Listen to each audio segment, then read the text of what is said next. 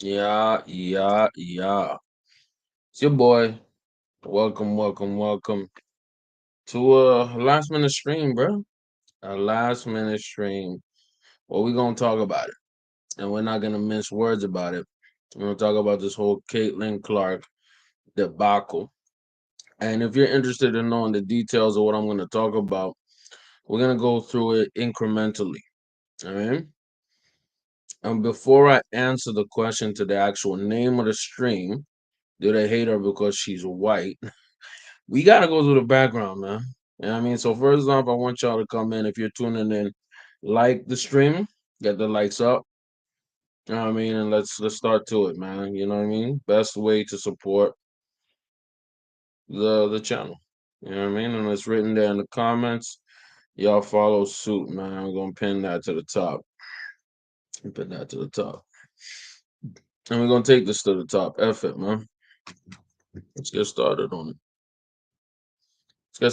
So before we even get into it, I have to set y'all up at least to show what sparked this whole thing. Right? By the way, if you hear, smash that like button.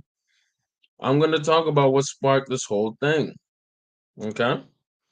And it's a conversation that Stephen A. and Monica McNaught had yesterday. So let's watch. Hold on 1 second. Have you? So this is what I'm saying to y'all though, and I'm. By the way, fair use. Okay? This doesn't belong to me. This belongs to Disney. This is first take material. This ain't me. Okay, let's go. I know we got to go to break, and we didn't necessarily go there. Maybe we should. There are so many layers in this conversation.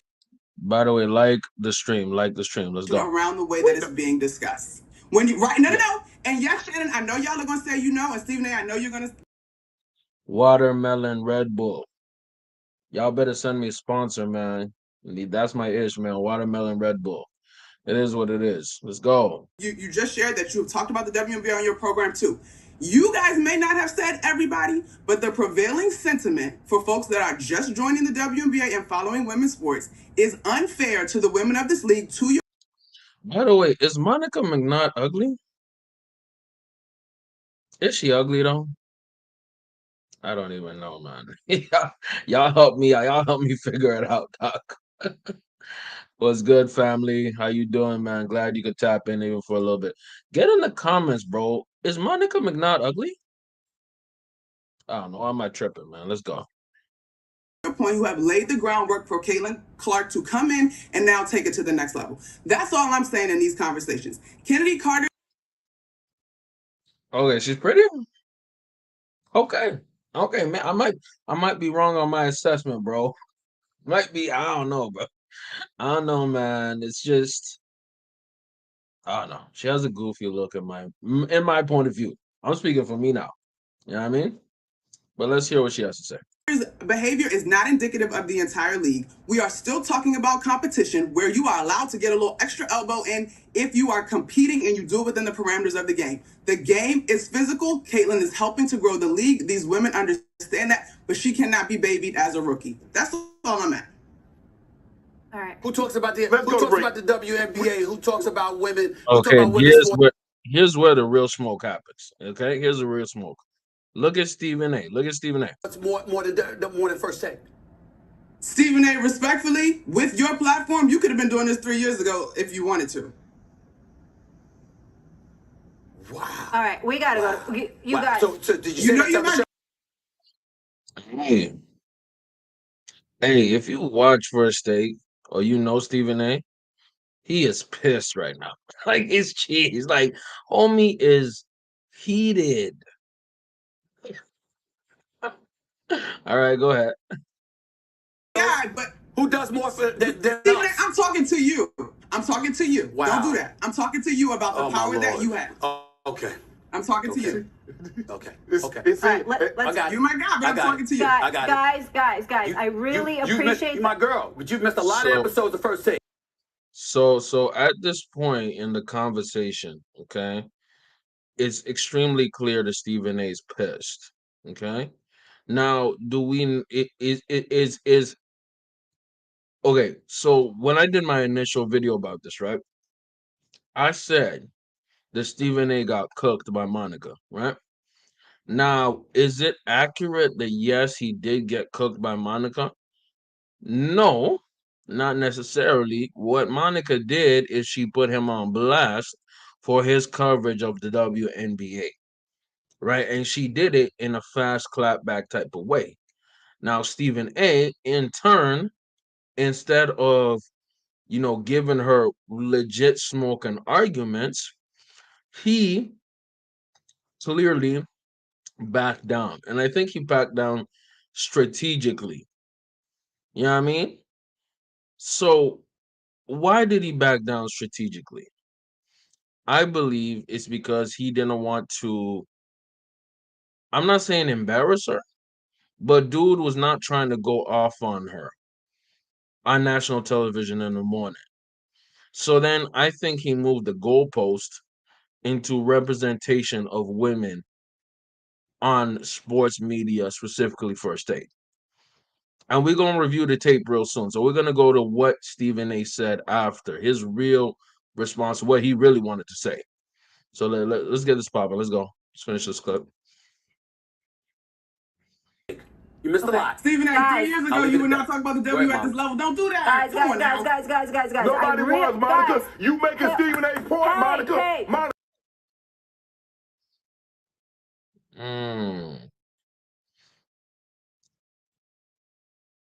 So, clip's done. What I'm saying here, I'm going to give again my take on the issue. And I said this before. I don't think Stephen A or Monica are wrong. I think they're both right. You know what I mean? And they're looking at it in different ways. You know what I mean? They're not looking at it, they're just looking at it in very, very different ways. What Monica's looking at is the efforts of the greater society, bruh. You know what I mean? Especially the sports media society, not doing their responsibility and due diligence covering the WNBA. Okay? And she, rightfully so, I believe, is frustrated with that. Why? Because Monica used to play college ball. Monica also covers the WNBA. And Monica is not liking how the conversation about the WNBA has shifted from being a conversation about the WNBA and actually now being a conversation about Caitlin Clark. Now, Stephen A, he's looking at it from a business perspective. Because y'all forget, Stephen A is actually an executive producer on First Take. So when you're the EP of a show, right, you follow ratings, you follow clicks, you follow what makes sense because that's what makes you money. It makes dollars, it makes sense. That's why they're discussing Caitlin Clark getting pushed around by Sinead Carter. And by the way, I just want to show y'all something, man. Sinead Carter is a very ugly woman, man. And I really don't like going off on women's looks or being, you know what I mean? Me, I'm not the most handsomest nigga, you know what I mean? But Sinead Carter, just as as a person with a face, is kind of ugly, dude. Bruh, she looks really bad, fam. She looks really bad. And not only that, but she has a bad attitude in the sense that she's already been kicked off a WNBA team because of bad behavior, dog. She used to fight teammates. And the crazy part is she was like a top pick in the WNBA draft a few years ago. So she is actually very talented. But she has a horrible attitude. And on top of that, she looks like this an ugly woman, fam. It's a very ugly woman. No disrespect. And I mean that respectfully as possible. She ugly as hell. But, sometimes I disrespect respectfully. Get in the comments. Let me know what y'all think. We're going up to the crescendo, by the way. All right. We're starting off with a background analysis of this. And then we're going to get to the ultimate answer to the question. Is the hate Caitlin Clark getting because she's white? We're getting close to it, bro. Let's get it popping. Let's look at what Stephen A actually said on this podcast as a reply to going viral. Let's go. Caitlin Clark, you didn't Off rip, this nigga is screaming. This dude is screaming. We are not even 1 minute or even 2 seconds into this clip. Dude is screaming. See, this is why this dude is getting millions upon millions, and I'm on YouTube doing it. But it's okay. Everybody has their due time. Let's go. You didn't hurt Caitlin Clark. You didn't chop at her knees or anything like that, Kennedy Carter. So that's cool. It was a Bush League play. It wasn't a basketball play and all of this other stuff. But at the end of the day, all I'm saying is, for you, because I saw reports that you called her the B word before you shoved her in the side, hip checked her. But before, just in case resentment, jealousy, envy, or whatever it is applicable, because I don't know which one it is. Just in case. All I'm saying is, hold up, ladies. There's an opportunity here. Go for it. By the way, again, this is fair use. Okay. I don't own this content. This belongs to Stephen A. Smith's show. I don't know what business he's aligned with. I don't want to get copyright claim. So YouTube, don't F with your boy. I mean, F with your boy on some money shit. We're trying to get that on some money vibes. But don't F on me on some other ish, man. Let's get it popping. Again, this is covered under fair use for criticism. All right? All right. Let's go. Let's get it popping. Let's go. Let that girl shine. I'm not talking about on the court. You compete against her. You try to take her out. Try to beat her. I get that part. But I'm talking about let that girl shine marketing wise. Let her get her bag. Find a way. Now, I slightly disagree with this. I'm going to take a little quick pause on this. I slightly disagree with this because if you're letting a girl shine, right, that can also go away from the competition aspect of the sport, right? Like if you play in a sport, right, and you going against a big time talent, your job is not to let them big time you, bro. Your job is to embarrass them. Kick their foot in. Get in the chat. Let me know. If you have competed in sports, right? Get in the chat. Let me know. If you competed in sports, do you want somebody to beat your bum in the sport you're playing? Or do you want to embarrass the star or the quote unquote big time player? Right? Whether that be football, whether that be basketball, whether that be tennis. You don't think that these players, these people who go against Caitlin Clark want to destroy her? Absolutely, they do. Get in the chat. If you're watching the replay, get in the comments, man. There is an effort, and I get that effort, to embarrass Caitlin Clark. Because as great as Caitlin Clark is, she's not the only great player in the WNBA. She's not the only female star. Now, is she great for business? Yes. So this is where I first disagree with Stephen A. Because just because somebody's great, just because somebody's bringing you money, you're not supposed to bow down. They ain't God. They are not God. And that's one of the problems I have with Stephen A. Sometimes he be thinking he's God. I'm like, bruh, you ain't God. like much love to Stephen A. He's a great broadcaster. He elicits emotions. That's how he makes his money. You know what I mean? He's low-key a troll. If you really pay attention, homie be trolling. And he's not really a journalist. He's an opinionist. He's a columnist. So this opinion, to start off the video, is adamantly false. It's terrible. Let's go. To maximize off of it and create an opening for yourself so you can get yours. That's the American way. Hell, that's the global way. But for some reason, my colleague at ESPN, Miss Monica McNutt, couldn't figure that out. And took a conversation. This goes again to my argument that Stephen A. is coming at this from a capitalist business perspective. Monica is coming at this from a media criticism perspective. They're both correct, though. They're both right, but they're not looking eye to eye. And they had a tense drama moment. And y'all know how the internet and social media is. Let's go. Conversation and did something she has never done before that absolutely shocked me that she did today, that I totally and emphatically disagreed with, although I do love her to death. And I appreciate the great work that See, this is the interesting part. Stephen A. be saying he loves somebody, he got respect for them, and then he goes off and disrespects them. It's like saying like no disrespect, but you ugly as an MFer. Shouts out to Janae Carter. It's like disrespecting somebody respectfully. Let's go. she does for me on First Take on ESPN and the great work she does for ESPN overall. I love Monica McNutt. But this is the first real disagreement we had.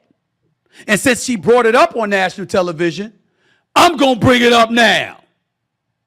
This is myself, along with her and Shannon Sharp from Club Shay Shay, getting into it on this very subject. Watch where Monica McNutt goes. Listen to this. Who talk about women's sports more than First Take? Stephen A. respectfully, You've already seen this, but okay, let's go. with your platform, you could have been doing this 3 years ago if you wanted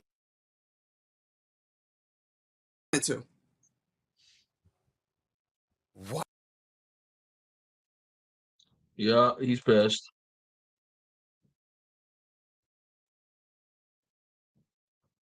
Why is it paused like that? I don't know why. Let's go. Frozen. I don't know why it's frozen, but let's give it pop. Let's get it popping. Let's go. Irregardless of what it is, we just noticed one thing's for sure, two things for certain. Stephen A was cheesed. And clearly it was cheesed. He was triggered, because he took offense to what Monica said. He thought that, oh, Monica was, discrediting him as a champion or broadcaster of, of females. He was trying to say, You yo, think First Take helped that? let's go. We back in the building. So now Stephen A is You ever heard reacting. of Monica McNutt? You have now. So now I think this kind of Because gets a bit disrespectful. I'm Let's not go. scared of these subjects. Doesn't faze me at all. By the way, if you're tuning in, I want y'all to press that like button. Abuse that like button, man. But that's a Borderline subject for harass it. another day. I'll deal with that. And I'm telling y'all right now, Stephen A's ego is getting him in the wrong places, bro. Like, this is a total ego move he's about to do real soon. Let's go. Fair use, fair use. And if you're in here, man, I need y'all to press the like button, man. Stop playing with your boy. Let's go. Here's the bigger issue. There's something that's going on, and a lot of people run from it. But I'm not. Because I'm not scared of these subjects. Doesn't faze me at all. To address Monica McNutt's point, Like the stream. Let's go. I found it very unfortunate that she would say that. Ladies and gentlemen, I am the executive producer of First Take. I just want to let y'all know that likes are free, man. Stop playing with your boy. And I want to hear what y'all think about his Stephen A's rant, per se. Let's go. You ever heard of Monica McNutt? You have now. Because she's on First Take a lot. Shanae Ogumake, absolutely wonderful, spectacular basketball analyst, etc., WNBA player in her own right. Ask her how it's been to be on First Take. How about Andrea Carter, who's a rising star in this business? And that's the thing, right? You have to give Stephen A credit for that, right? He's putting women in position. But that's not the conversation we're having right now. So he's just moved the goalpost. I want y'all to pay attention. Stephen A slick, but he's not that slick. Let's go.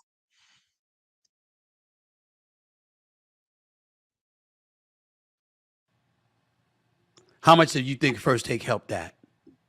What about Kimberly Martin? What about Molly Kiram herself?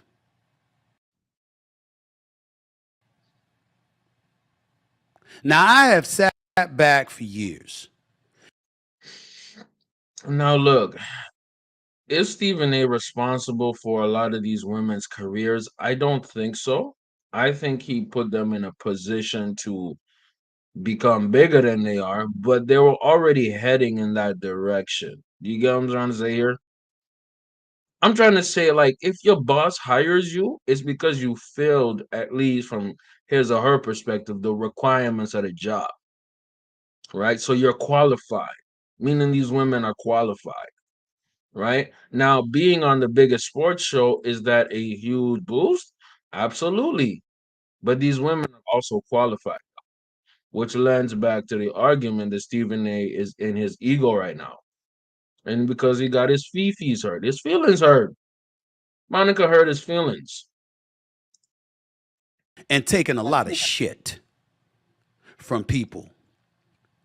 Some who don't know what the hell they're talking about. Some who act like they don't know just because they want to get at me.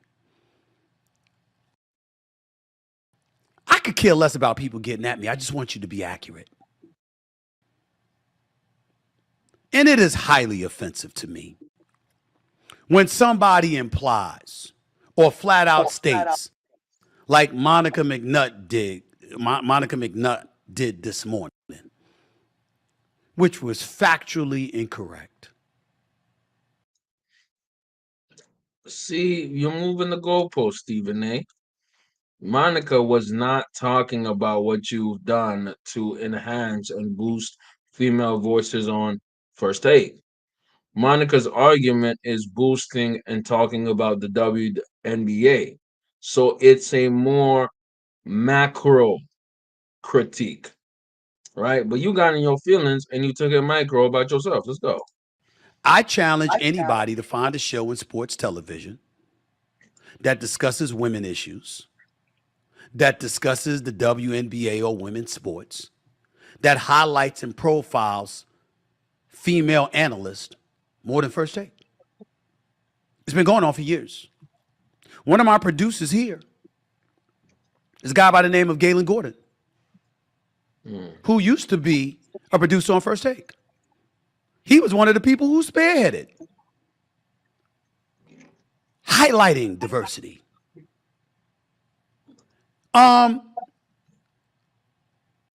You as an audience don't know this, but Monica McNutt does. The James Dunn and the David McKinnons of the world and others. These are black men overseeing First Take. I do salute that. I do salute that because I personally believe Stephen A was part of the team, or at least gave the recommendations to put these black women on and black men and black people onto First Take. I will give him credit for that. That's not a joke, man. Smash that like button if you just came in. My boss, the HNIC, as they say, Head nigga in charge. Let's go. one of the executives, the top 3 executives at ESPN overseeing First Take, is a black man by the name of Dave Roberts. One of the overseers is black. Let's go. I like that. A black male. Let's go. We have black women. We have white women. Mina Combs, let me not forget to mention her. There's a female host on my show. Anybody trying to let go of Molly? Before her, it was Carrie Champion. Let's get rid of Molly, by the way. Molly sucks. Let's go. Before Numbers Never Lie came along with Jamel Hill, she's on First Take. Yes, she actually was. Shout out Jamel Hill. She actually was. Even though some of the analysts Stephen A just mentions are insufferable, like Jamel Hill kind of sucks. Mina Kimes is alright. Molly Karam sucks. He, yes, has put them in a position. But they were also very qualified to be in that position, right? So it wasn't just Stephen A who was checking the boxes and hiring these people. There's people higher up than Stephen A who decided that they also checked off on that decision. It's not like when you hire somebody that is just Stephen A. who's going at that action. No, it takes the boss, the big bosses, which Stephen A. is not, though. Is he a valuable supervisor, a manager, or overseer? Yes, absolutely. And his point of view is taken as serious. That's why Max Kellerman is not on First Take, because Stephen A. was like, bro, I don't rock with this dude, and he's out of here. Is Monica going to get the Stephen A. treatment? Let's find out. First Take has spearheaded diversity and equity. You have any idea how offensive it was for me to sit there and hear Monica McNutt say that about me when I'm the one who handpicked our roster on First Take? You see what I'm saying? He got in his feelings. I'm right again. Let's go. Now, again, we're only talking about this incident. I love Monica McNutt. She's phenomenal. And she is a friend, and I'm a supporter, and I'm going to remain a supporter of hers. I just disagree with that one statement, because I have to publicly defend the show. What she said is blatantly false. I'm not accusing her of lying. I'm accusing her of not knowing. That's what you're saying, bro. You're basically saying she lied. Just stand on it, dog. Say she lied. She lied about my show. Because she's not a liar. She's an honorable person. She must not have known. The WNBA, could I have done more? Well, guess what, Monica McNutt? I could have done less. Who's done more? Hell, a legitimate argument could be made that the WNBA wasn't doing it for themselves. I'm going to get to that argument later. Let's go. For themselves. The commissioner of the WNBA came on First Take to thank us for what we was doing for the WNBA. That's also a fact. Who else was doing it? Where were these people at? We address one issue after another after another. Is sports? Fine. Is social issues? Fine. Is politics? It's fine. Is gender issues? Fine. The list goes on and on. First Take is the place. Who's the executive producer of First Take? And that's why he's really mad. He's really mad because Monica called out the platform, right? When he himself, Stephen A., sees himself as the platform. You feel me? So he took it extremely personal, a critique that she had for the show. Let's go. Who handpicked every single contributor to the show? Because more than 2 years ago, Jimmy Pitaro, the president of ESPN, Dave Roberts, an executive editor at ESPN, handed that responsibility to me, and I didn't even ask for it. You don't believe me? Ask them. You know their numbers.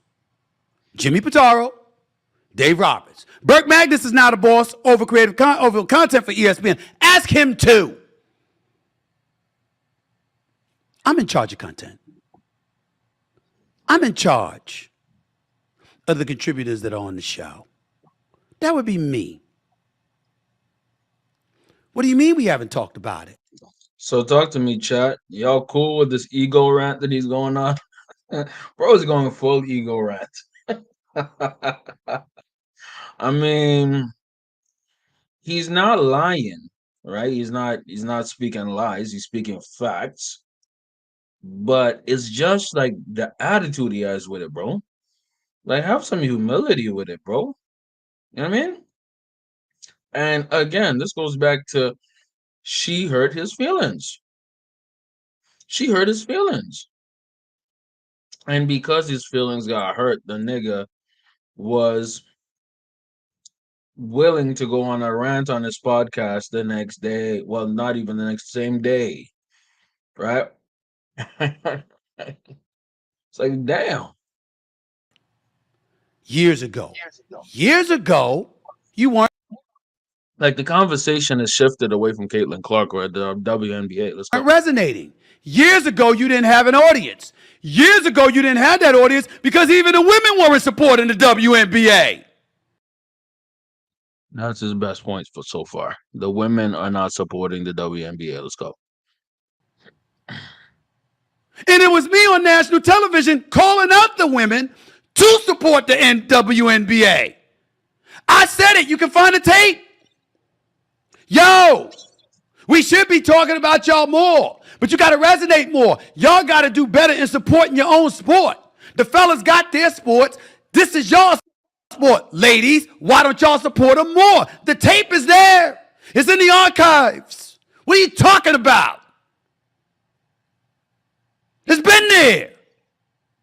It's been there. And ever since,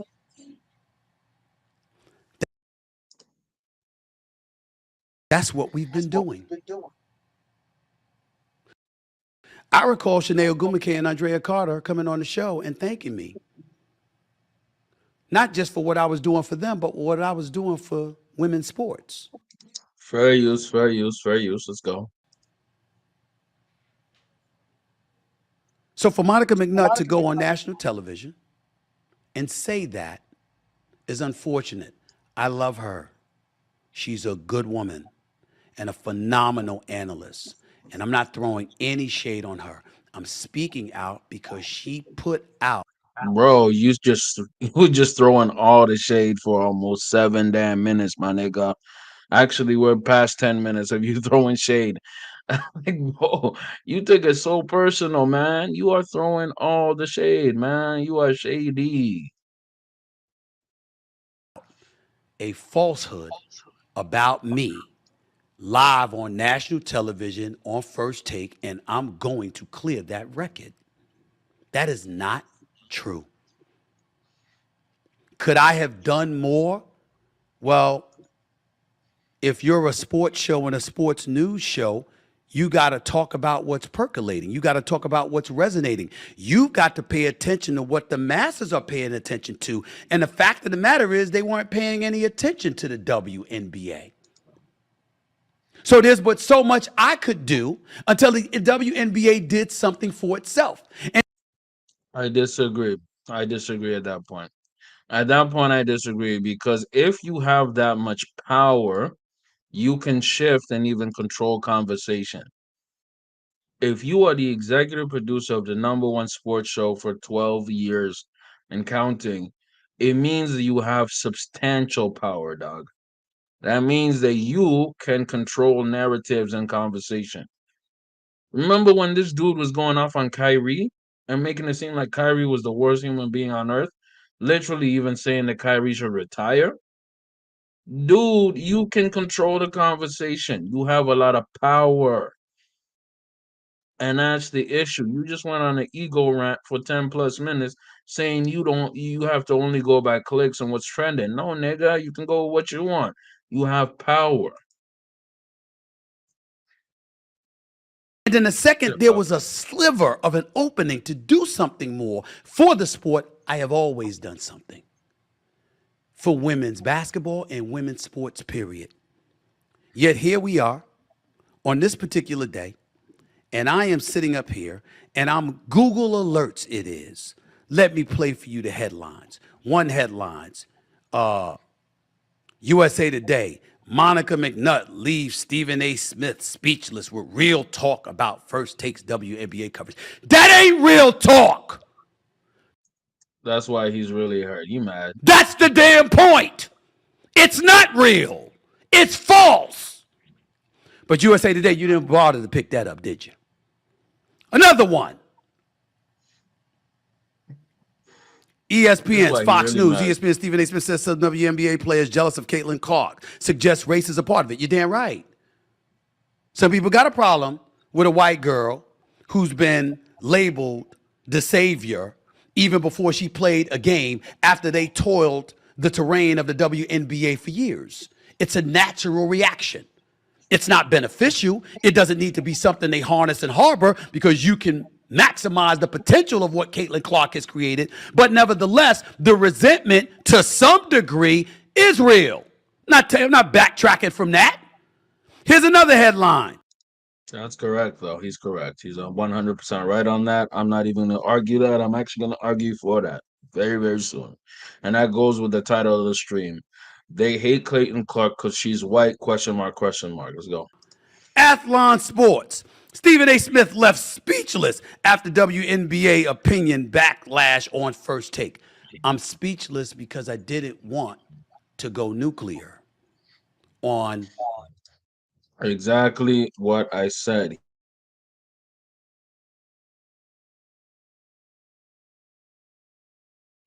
He did not want to explode. He didn't want to go off. That's why. a wonderful, He saved it up for his podcast, which is kind of funny. wonderful woman like Monica McNutt, who I think was false and put out a false narrative. That's why. Stephen A. Smith, Daily Mail, of course. Couldn't forget them. Guy can't forget them. Stephen A. Smith is slammed by co-hosts in furious exchange live on the air. Slammed or taken aback by the falsehood of that accusation? My thing is, you're 50.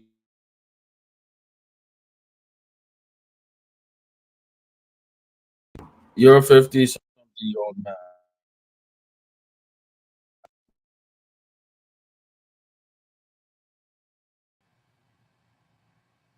What's the matter? That headline is too long to write? Do y'all homework. Check the facts. First Take delivers. And we deliver because we run from nothing. And we try to support everything that comes associated with the world of sports. I love Monica McNutt dearly. And I will always support her. Everybody can't be right all the time. Everybody can't be correct. It is by far the most disappointing moment I ever had with her. Because she didn't just say what she said about me. When you're talking about I could do more, you're talking about First Take. See? And we've done more than most. See, again, this goes back to what I'm saying. He looks at First Take as basically him, right? Now, who else felt like that? Skip Bayless felt like that. Till Skip Bayless left for Fox Sports 1. He's a company man, right? So when you insult the company that he helped build or is helping build or is putting on his back, you're insulting him, right? So let's hear what Monica has to say about the exchange that happened yesterday morning, right? So Monica McNutt went on, I believe, Nightcap with Uncle Ocho, and she talked Ask about is your favorite unk here. By the way, fair use, fair use. Don't play with me, YouTube. Don't play with me. I don't own any of this content. Monica, talk to him. And by the way, according to Sleepy, she pretty, but I like the no makeup look, man. Or the low makeup look, man. I rock with it. I actually like this. She looks better here. Camera with a red dot going. So Yeah. what did you think when you heard P Mac start going? So I didn't actually watch it, but I read the transcript and all the articles that came down. Now they're talking about Pat McAfee and how Pat McAfee said Caitlin Clark is a superstar white bitch. Excuse my language. And yeah, let's hear her thoughts. She's gonna talk about Stephen A. soon. Honestly, y'all, my first thought was, okay, here we go with this not being about race. Right? From a person who is white, right? And again, this is where I say, and I'm speaking honestly, clearly, concisely. This is where I say multiple things can be true, right? I wonder what this would look like if Caitlin Clark was black. She's proud of who she is. That's fantastic, right? Oh, if she was black, you already know it'd be different. Let's But go. this is where all the layers of this conversation come in. Right. The WNBA is a predominantly black women's league. Correct. It's also largely a queer league, right? And Correct. the gender. She's saying that the league is full of lesbians. That's what she's saying. Let's go. Sexuality, race. It's hard to parse this. A lot of young MAs, bro. A lot of young MAs. And speaking of young MA, I'm almost 100% sure this shorty is on that young MA shit, man. We got some liquors. We got some liquors in the building, and I'm not talking alcohol. Let's go. Out of that conversation, at least for me as a woman, because I can't walk away from any part of who I am, right? And so his point about other white chicks in the league that have been buckets, sure, Stewie's the MVP. KP has won multiple championships with the Las Vegas Aces. DT, obviously, we had a conversation about her as a GOAT, right? But to act as if there is no space to sit back and just wonder, again, all I'm asking for folks that have just joined is to open your mind. Ultimately, you may disagree, and that's fine, but you should be able to hold space to evaluate all the pieces that seem to be at play. Now, if you decide to pick up 3 instead of 6, that's on you, but you got to be able to sit back and acknowledge all the pieces at play, just out of respect for humanity at large, I would say. Monica, you said something very interesting, and you would know better than I. But I was thinking this, but I never said it. Again, fair use YouTube. I'm doing this for commentary, bro. Don't clap my channel. Don't play with my monetization, because we're gonna talk about monetization in 20 some minutes. But they do this a lot, man. You have to know this about YouTube, man.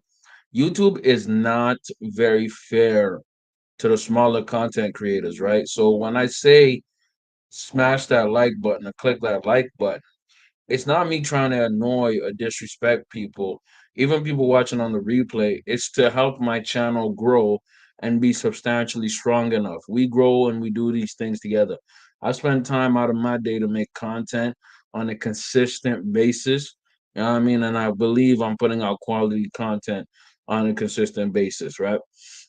The only way I keep going, obviously, is because I get paid and monetized off this, okay?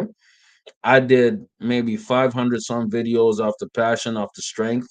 You know what I mean? I had a vision of where I want to go.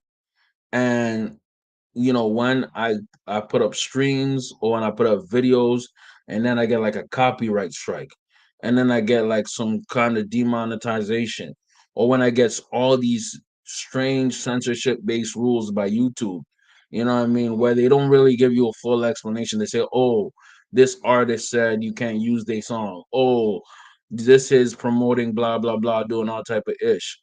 You know what I mean? That gets discouraging, man. That's really discouraging. And I look at it like, you know what I mean? You put in all this work and effort, and I consider myself, since I'm a YouTube partner, I consider myself that I'm enriching this company called YouTube.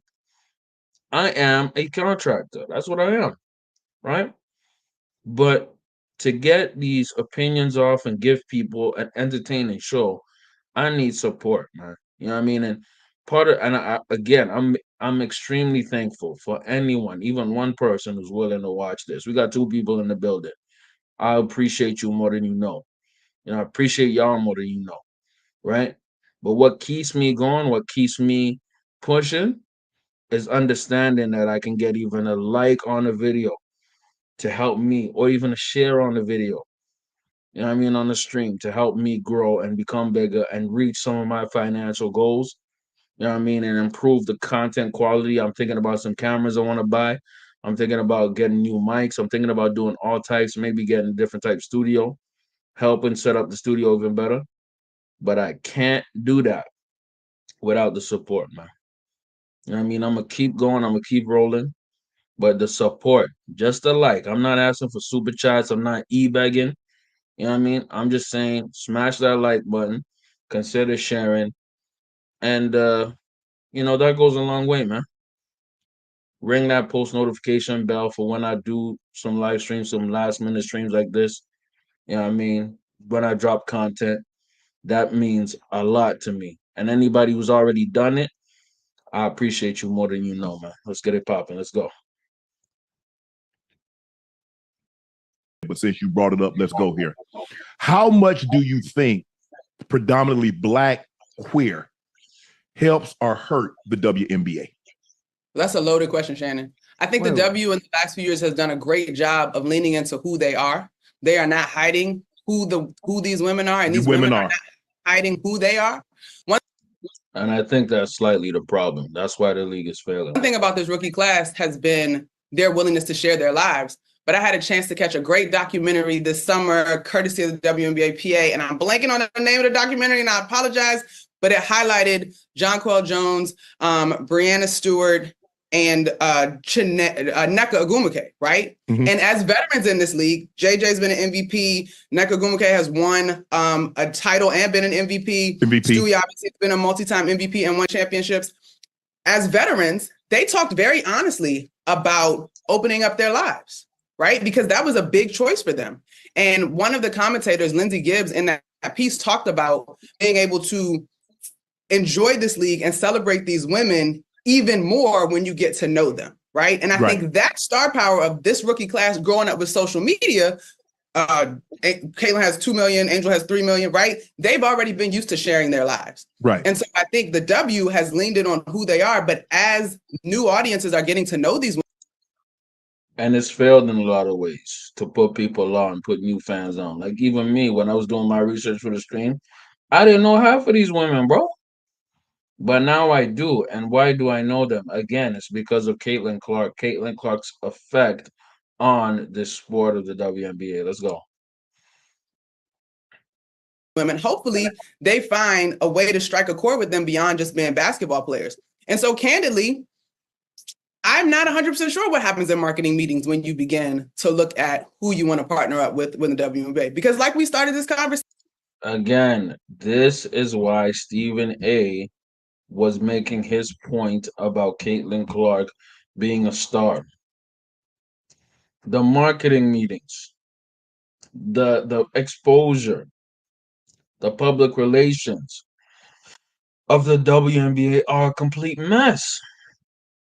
It's horrible. It's horrible. Gender, race, and sexuality are parts of conversations that you just cannot escape. Okay. Mm. The documentary you're talking about is called Shattered Glass. There it is. NBA PA story. Thank you. I'm glad you have this conversation because at the end of the day, you like people like, well, go market. But at certain time, certain demographics you're trying to market to. Because like when we go out, okay, we have to pitch. Okay, who are you trying to reach? Mm-hmm. We Club Shay Shay, Nightcap, we might not be able to reach who an advertiser or a sponsor try to reach. So it doesn't make sense for them to give us money if the people that they're trying to reach are not watching Nightcap, not watching Club Shay Shay. Right. And so what you're saying, Monica, is like, okay, we got to appeal to the people that you're trying to reach. Mm-hmm. But to say that. Which is the problem here. Again, Shannon Sharp's 100% right. In a marketing perspective, in the United States, you have 60% white people. Now, does that mean that the WNBA has to target that 60% white people? No, but they should if they want to make money. If the best thing that happened to the WNBA, especially in recent times, is Caitlin Clark, man. Because Caitlin Clark hits on two massive supporting metrics, which is white and women. White women decided the 2016 elections and won Donald Trump the presidency. They also decided the 2022 elections. They have a massive impact on households, them Karens, bro. And if they see an image of their Karen, white shorty, getting brutalized by this black woman, it's bad for the brand. It's bad for business. It's bad for business. I'm sorry, dog. You see one of them Karens, the Cheryls, the Suzannes, it's bad for business, dog. They don't want to see that. And unfortunately, the WNBA has been failing at instituting rules or doing favorable things. When they see a white bitch, okay, sorry, I'm not gonna say. I'm not gonna go on my. I'm not gonna go on my Pat McAfee. But when they see a white 22, I think 23-year-old girl who looks like their daughter or their cousin, right, getting brutalized by a black woman who looks very ugly, because that matters. She's very ugly, bro. I'm not like let's not pretend like it isn't what it is. She's very ugly and she looks like a quote unquote thug. That's what they would say. I'm being real. And that turns them off from the game. Right? Now, Monica has good intentions, but she's not looking at the marketing repercussions of that. You know what I mean? Gay and queer people don't buy health and don't buy auto insurance. It's just not true. To say they don't go grocery shopping or buy cars, it's just not true. Mm-hmm. So they are people. They might have chosen an alternative life that's outside of the norm, whatever norm is. There's a new definition of norm now. But I believe that you can reach people because everybody that watches television, they're a consumer. You buy something, whether it's food, whether it's auto insurance, whether it's whatever the clothing, whatever the case may be. I mean, purchase something. And when it comes to marketing and branding and WNBA and those that are queer or part of that community in general, that community always sticks together and support each other. So the marketing on that end should be easy anyway. It's common sense, especially when it comes to the higher ups and the execs that are sitting in positions of power. That's a no. Ocho's kind of wrong here because that community is very exclusionary, which is kind of ironic if you really think about it. Yeah, I mean, a lot of the LGBT community is not very open-minded to having straight people inside it. Or we're not saying straight people inside it, but straight people, being a part of it or something like that. So for you, give you an example, this dude right here, let me show you this dude now. This dude understood that concept, dog. He said Republicans buy sneakers too. Right? When he said that, everybody called him a coon. Everybody called him this, that, and third. But he was 100% right. If Jordan took a political stance, whatever it was, he was going to alienate the other opposite political stance, right? So when the WNBA focuses so much on the LGBT community and social causes, which is not a bad thing, it's actually a good thing, it alienates another side of the debate, or at least the political atmosphere, dog. So then you have a situation where straight women or straight people don't feel included into the fold. You know what I mean? So let's hear what Ocho has to say. Brainer. As far as when it comes to marketing and branding and doing it that way. Now, if they want some ideas, from the true number one marketer and brander himself, I'm gonna give Ocho credit. He really is a master of marketing and branding. Let's go. Guide them in which way to go and know how to do it. Like that's simple. That's what I did. Ocho ain't political at all. Y'all notice that? Isn't there a trend? Y'all notice a trend how Ocho ain't political at all? He sticks to being goofy and being himself. I need to get to some boardroom tables, Ocho.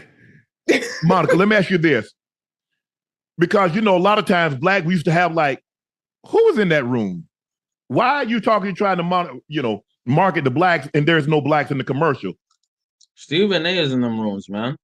And you could argue Stephen A is in them Illuminati meetings too. Let's go. Would it help if there were queer, gay in the rooms that could say, hey, guys, they have purchasing power? I don't know. I'm in California. Man, they should. I think we're on the opposite end. There's too much a representation of that in the WNBA.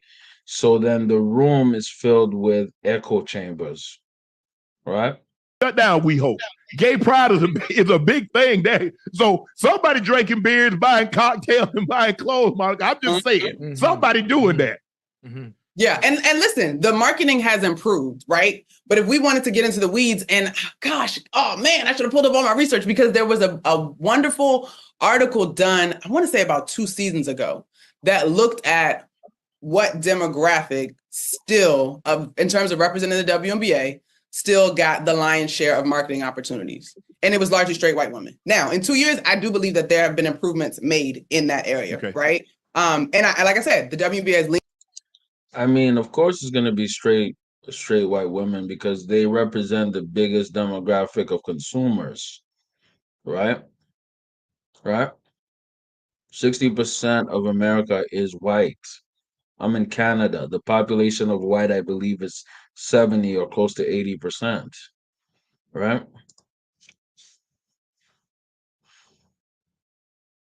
Like, what do you expect? You know what I mean? Like, it's simple math. Leaned into who they are. These women are leaning into who they are. There's a number of queer athletes out of W that I can think of that have had commercials and are currently in commercials that are still airing. And it's beautiful to see. And so I do think that things are changing.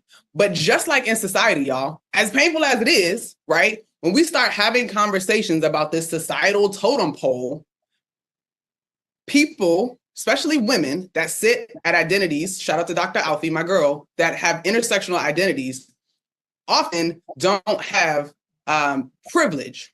And so they're minimalized a little bit, or not a little bit, they become minimalized. And so that, again, that's a whole nother loaded conversation. And I'm not trying to tell anybody that they can't be a fan of this player or that player. But as you join this WNBA fanfare, welcome. It's room for everybody. There have been 28 years of groundwork, and there have been numbers of opportunities of research, right? Like, and then when you look at the demographics of this league, like, just keep your mind open to what is the reality of someone else's experience that may not look like you. That's the part that's frustrating to me in this conversation, y'all. Like, one, to hear ex-athletes say, oh, just let her do whatever. And two, folks that aren't taking the time to just do a little bit of digging about what the WNBA has been, how powerful these women have used their voices, what they stand for, because it's beautiful. My thing is, Monica has good intentions, but I don't think that's really realistic, bro. I don't think that's really realistic, man. See, when Donald Trump says, whenever you go woke, you go broke, that sentiment is to the whole ideology of saying, whenever you focus your political and social movements to business, you will not only alienate a lot of people, bro, but you will actually lose a lot of money. You'll lose business going that way. So here's a clip from First Take this morning, right? Kind of regarding this, but a little similar. They got Chanae on this. It's wrong. Actually, I might have a different one. I might have a different clip for y'all. Give me a quick second while I organize myself. You feel me? I want to add this, and then I want Chanae to wrap it up because she's. I apologize for the grainy visions. I'm gonna be right back. Y'all watch this video. Fair use, fair use, fair use. I'm gonna be right back. Joining this conversation.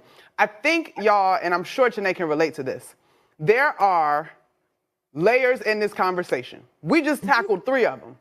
Yeah. What is fair game in terms of competition? What is unacceptable in a game of basketball? And race, right? And we didn't even go that deep, but these are things that as commentators, we're making observations. And to your point, we may not always agree, but I think for me, as we move forward and have these conversations, there is just, and I know this is a part of your process, SA, and I know it's a part of your process, Unc, and I want to encourage fans to join us in this process, there is just a mindfulness. That's the only thing that we would ask because of the 3 things that we just mentioned. The last one in particular is always charged in this country. And so when you talk about a league that is predominantly black, and then we start to have this conversation about Caitlin Clark, who is great and is going to be fine in this league, the words matter. Yeah, totally agree with you, Monty. And I think a lot of conversation. So, a lot of nuance. I think Chanae had the best point here, so we're gonna hear her point. Smash that like button if you're coming in. All things considered. Shout out my dog Sleepy for sliding with your boy. Appreciate you. Let's get it. Has also spilled over to why we, Monica and I, and so many women, Molly included, have seats at the table. And when you occupy a space that is not necessarily built for us, Monty does a fantastic job with the New York Knicks. I'm covering NBA County. Apologize for the quality of the video, man. It's my bad, but we gonna tighten up. Don't worry. Down. You need allies. And there are a lot of people that contribute to our success in these spaces. Stephen A, Shannon, Stephen A, you've brought me on First Take for a long time, since before people knew my name. Shannon, you brought Monty on yesterday to continue the conversation. I think that's fascinating. But when it comes to who made us, who made me, Monica, Molly, This is where she kind of sends a shot at Stephen A. Remember how we were talking about the Stephen A. Video earlier? We were reacting to it. Stephen A. basically implied that he made these women. You know what I mean? Now, could you argue that he was a part of their growth? Yeah, but he didn't necessarily make these women. But he was sneak dissing on his podcast like he did. Let's go. I mean, this is me personally. I'm made by God. I'm made. Amen. And we are made by God. It is what it is. I'm gonna stand on that. I don't care what y'all say. Let's go. By Peter and Amen. Woman K, and by our hard work and ethic and also our perspective. And we are products of a game that has transformed our lives, but we are also witnessing the intersection of. I think it's very important that we continue to lean into the voices that not only have lived the game, but understand it and can advocate it, but also keep it real. So here, what we're getting is Chene saying that, you know what I mean, the men should not be at the head of this conversation regarding the WNBA, right? And women's sports and women in sports media.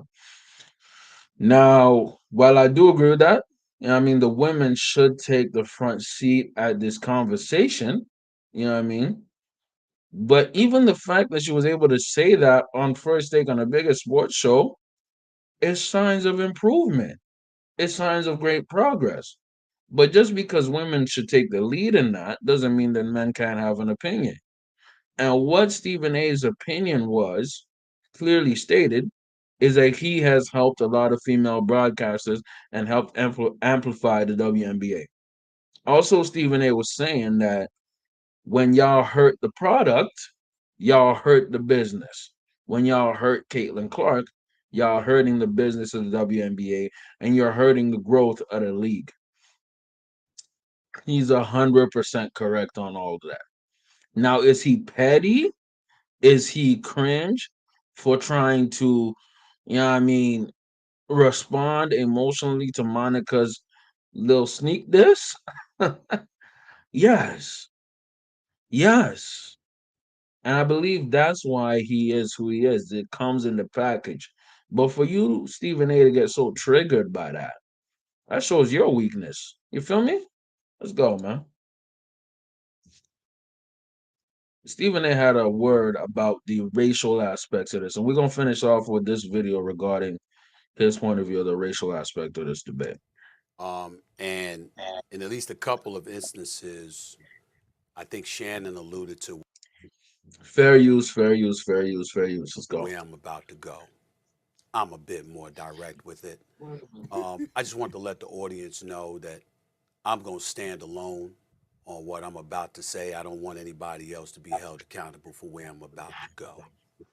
But I'm going to go there because it's First Take, and that's what we do on this show, even if it's just me.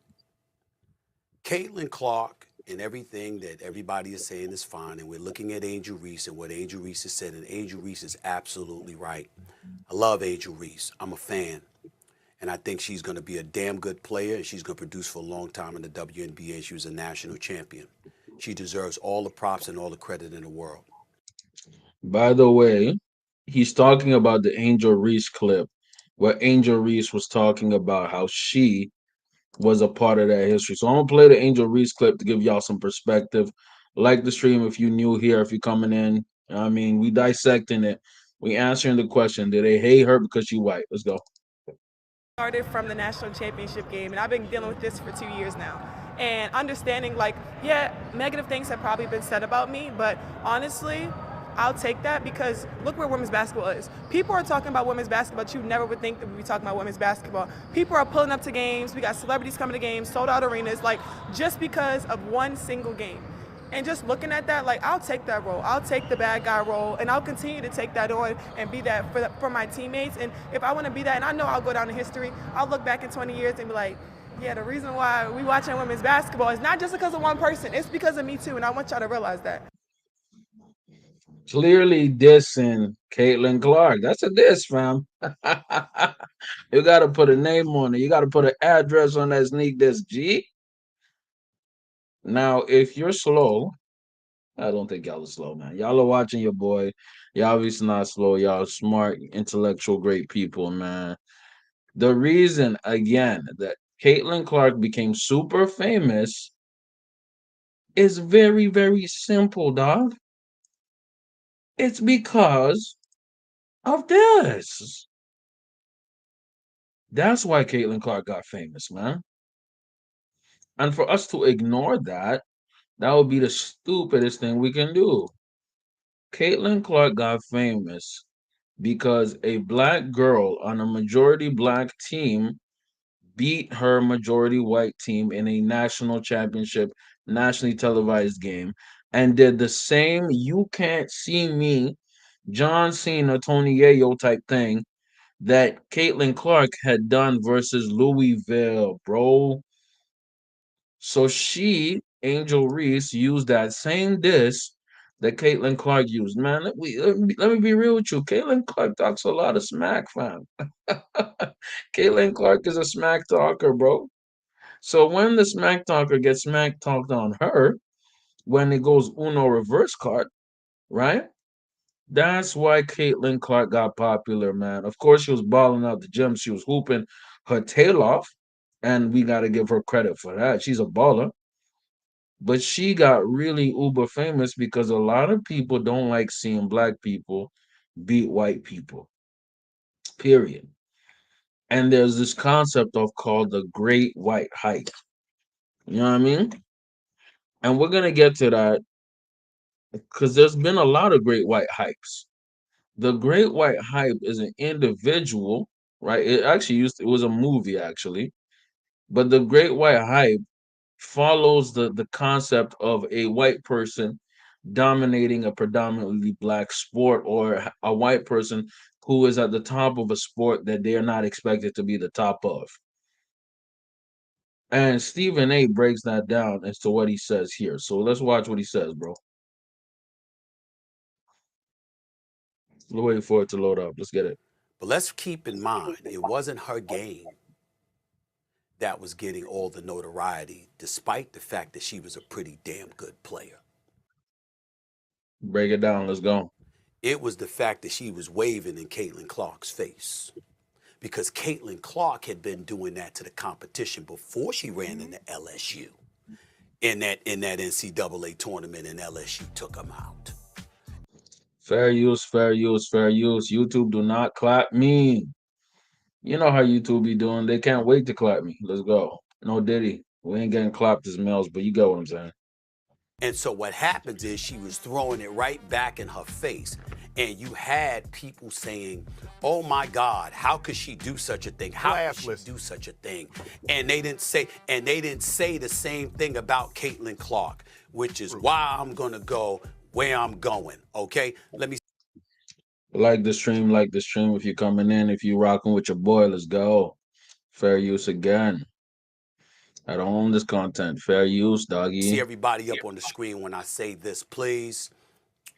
Caitlin Clark is white. Facts, we noticed.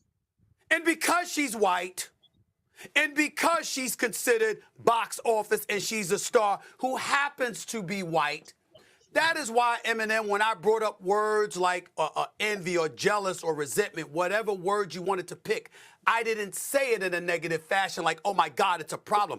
I used the word justified. You know why? Because black people throughout this country for years have felt that level of ire because we know we've got to be twice as good to get half as much. We know we've got to extend ourselves. We know we've got to put ourselves on Front Street to have a shot at getting half.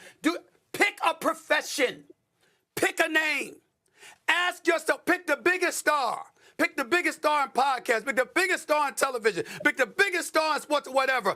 That's black. And ask yourself the question that we all ask. If they were white, what would they be? How much money would we get paid if we were white? How much success would we reap if we were white? How much I don't like that. That's a defeatist mindset. That's a defeatist mindset. I'm gonna keep it real. Now, does being white come with an advantage or at least a level of privilege? Off rip, obviously, yes. Everybody with a brain or common sense knows that. Even white people know that. You know what I mean? Like, you know what I mean? Everybody has some kind of logic. But am I going to use, that as an excuse, as a handicap? Because in a way, if you're saying that being black is a handicap. Being black ain't a handicap, it's a blessing. It's a massive blessing. So for an individual like Stephen A to go on the airwaves and repeat a terrible, toxic message like, what if they were white or what if you were white? That is a defeatist mindset. Because then if you extend that analogy, you could say black women could say, what if I was white? What if I was a white woman? Right? Or black men will start saying in society, what if I was a white man? Why would you want to be something that you are not? Why aren't you proud and confident of who you are and work with what you have to the highest level and take it to a level never seen before? Stephen A himself is proof positive that a black man can be the most important person on his entire network, can be the most valuable member of an entire company. Now, could you argue that he's severely underpaid due to his performance and what he's able to do? Yes, I would argue that clearly. But to be at the top of your industry as a black male in an industry that typically does not have black males at the top of the industry, you just disproved your own damn point, nigga. You disproved your own damn point. Look at an individual like Kai Cenat. Kai Cenat is a 20-year-old black man. He's not. I don't. Okay, he's a young man, a black young man, who's at the top of the streaming platform, bro. Like what? Even if he was white, part of the reason he's popular is that he's not white. Like, you understand me? His work ethic, his attention to detail, his production quality, his personality. You think a white boy's gonna have that? No. No. So this is a defeatist logic and mindset. I don't like it, man. endorsements would we get? How receptive would America be to us? Because it's still 60% of the population. And even in the year 2024, when the white populace in this country is dipped from 90 to 85 to 80 to 70 to now 60% and dipping, okay, even now, you have a situation where you get somebody who happens to be white and they're a star and they deserve the acclaim. They receive something we know we wouldn't receive on that level. Why do you think I say on national television, when white folks catch a cold, black folks catch pneumonia? Because it's always worse for us. No, that's an accurate statement. I do agree with that. Whatever he was talking about before was some BS, but that's kind of facts what he just said right there. It was space. There's always an extra challenge. We always have to go through more. It's not a secret. But this is what he should have added to it. You don't let that stop you. You don't let that consume you. Because if you let that consume you, you've already lost. Let's go. Get it? And so all I'm trying to say to you is when Angel Reese said what she said, let's read between the lines. Because what she's really saying is that this is really not a big deal. We're making it a big deal because of what I did and who I did it to. If it was another sister that I did it towards, it wouldn't have been a problem. That's true, though. That is true. If Angel Reese had done that to a black girl, nothing would happen. But because my black self did that to the golden goose, who happens to be white, it blew up. I've reaped some benefits from it, and I'll take that. But in the end, we know what it is. You know what? because Angel Reese did that motion, you can't see me to Caitlin Clark. She became popular. She became popular. You know what I mean? So it's like they. She had a lot of gain from that. She had a lot to gain from that. From that, you can't see me, right? Of course, she got a lot of hate. She got a lot of vitriol. But Angel Reese gained something from that. So let's take it back a little bit and let's hear what else he had to say. What he was talking about. Up. I've reaped some benefits from it, and I'll take that. But in the end, we know what it is. She is saying and articulating and being symptomatic of things that we have been going through as a community for decades, if not centuries. And the sad part is that in the year 2024, this is further evidence we still going through it. Because in the end, like you said, Eminem, like you said, Janae, like I know you know, Shay Shay, if we weren't talking about Caitlin Clark, but we were talking about this happening with a sister, guess what? We wouldn't have been talking about it at all. Evidently, obviously, yes. Obviously, yes. Nobody's surprised by that. Let's It go. wouldn't have been a story. The golden goose was touched. And all I'm saying is, I know this. Y'all know this. I'm just saying, rather than resent it to the point where it's an impediment to our elevation and success, let's exploit it and reap the benefits from it. Because that's what they do. I like how he finished that off. I really, I really like how he finished that off because that's the truth. That is the truth, right? Some parts I had an issue with, but that's the truth. The reason Caitlin Clark, actually, let me go at this angle first, right? Famous phrase right here called "Go woke, go broke," right? And why do I talk about that? Because the ideology, or at least the mode that the WNBA focuses on, is clearly a leftist ideology, full on rainbow pro LGBT, Democrats, all that, liberals, all that, right? And that's been considered woke or hard left, you know what I mean?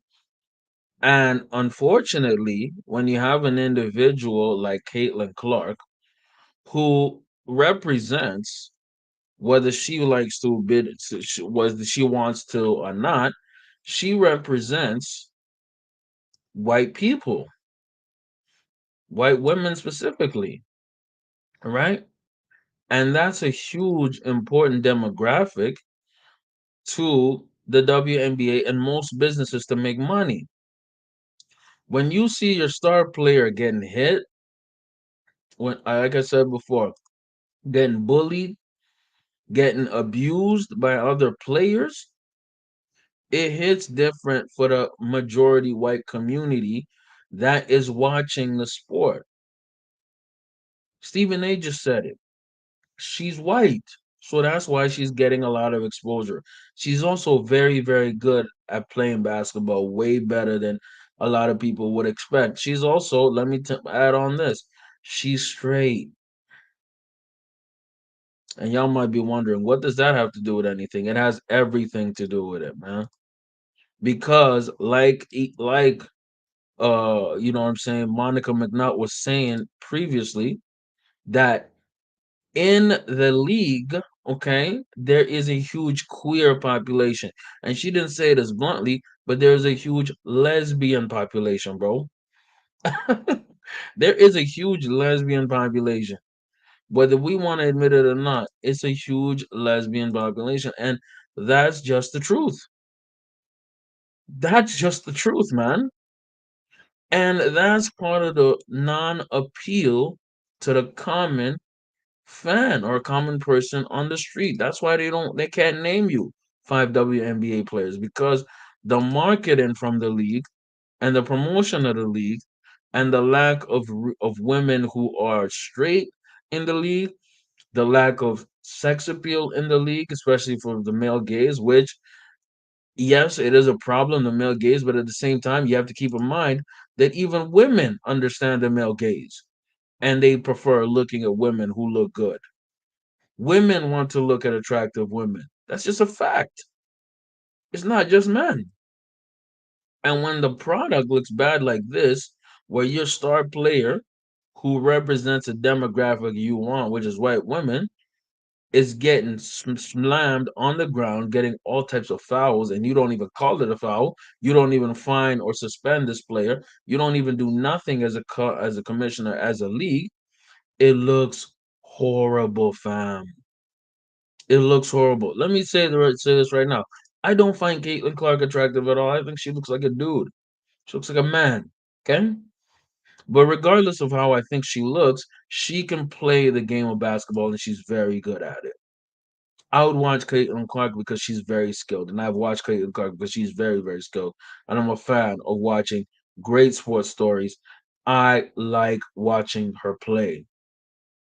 But when she's getting fouled, when she's getting, veterans talking kind of, little shisty towards her, it's a turnoff to the game. And most common fans of sports will feel the same way. You know what I mean? Of course, we should be talking about her play on the court. Her play on the court has been actually pretty good. But the issue here again, like I said, when you are the star of the league, right? You have to be careful. And in a league that is majority black, majority lesbian, you know what I mean? Of course, they're going to hate her because she's white.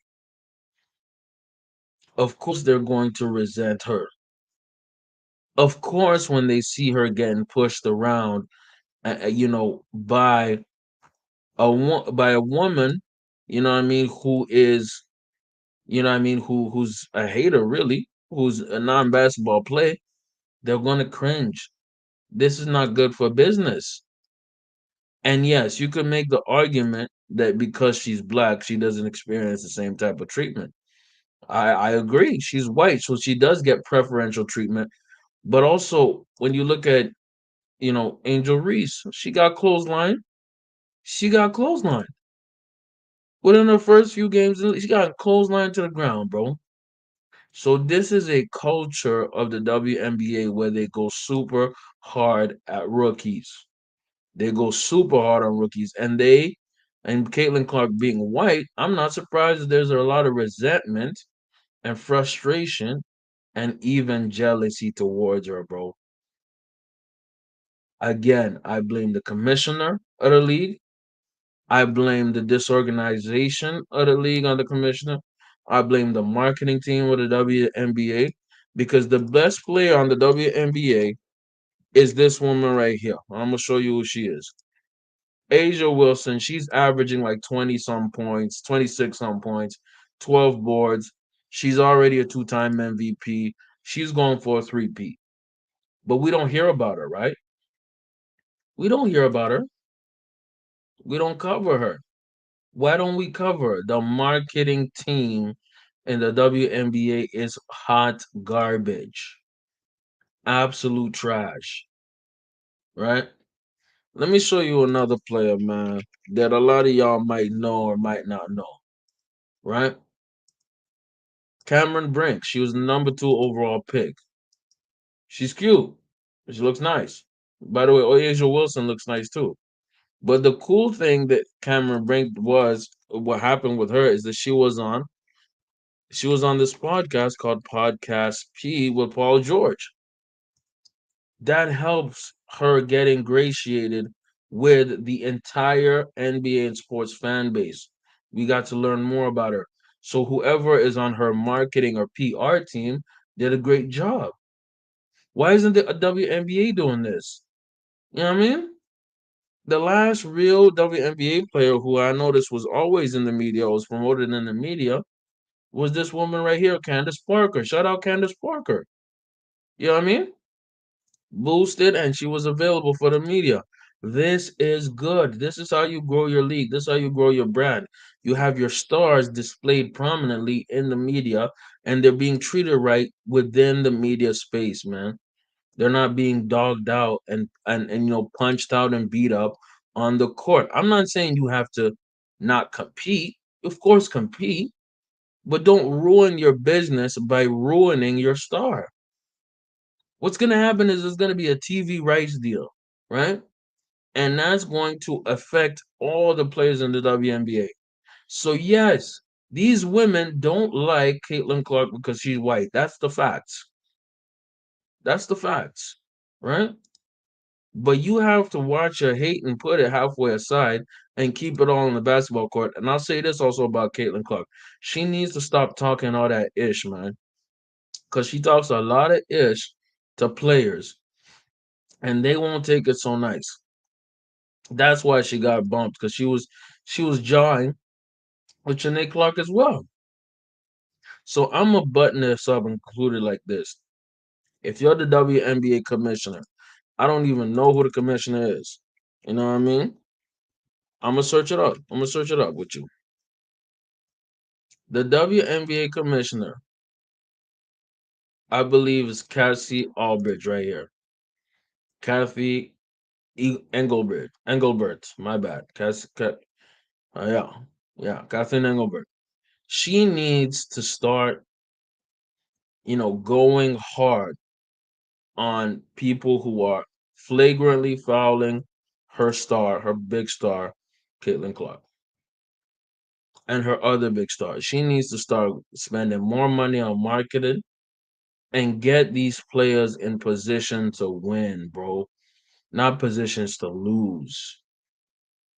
Because what's happening is people are getting turned off by the game. And keep in mind, the WNBA has been losing money since its inception for almost 30 years. Why? There's a lack of interest. There's a lack of real, genuine interest. And trust me, what happened to Caitlin Clark is going to ruin the league, man. She should be boosting Angel Reese. She should be boosting Caitlin Clark. She should be boosting Cameron Brink. She should be doing all she can to get them going, and then punishing people who are not treating them right.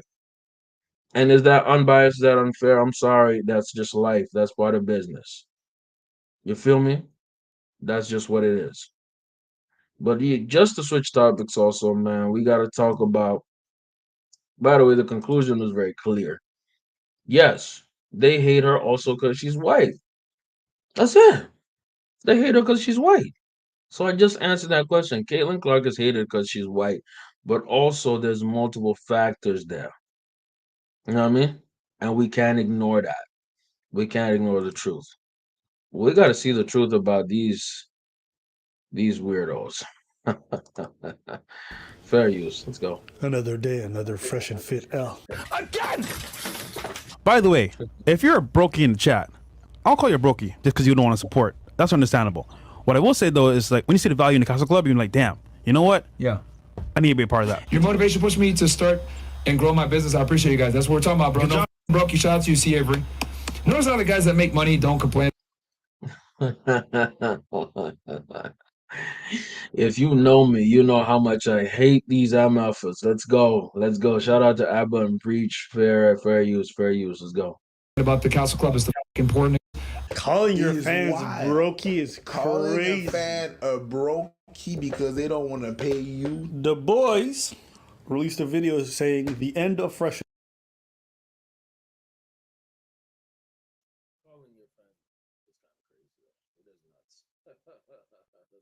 and fit. We quit.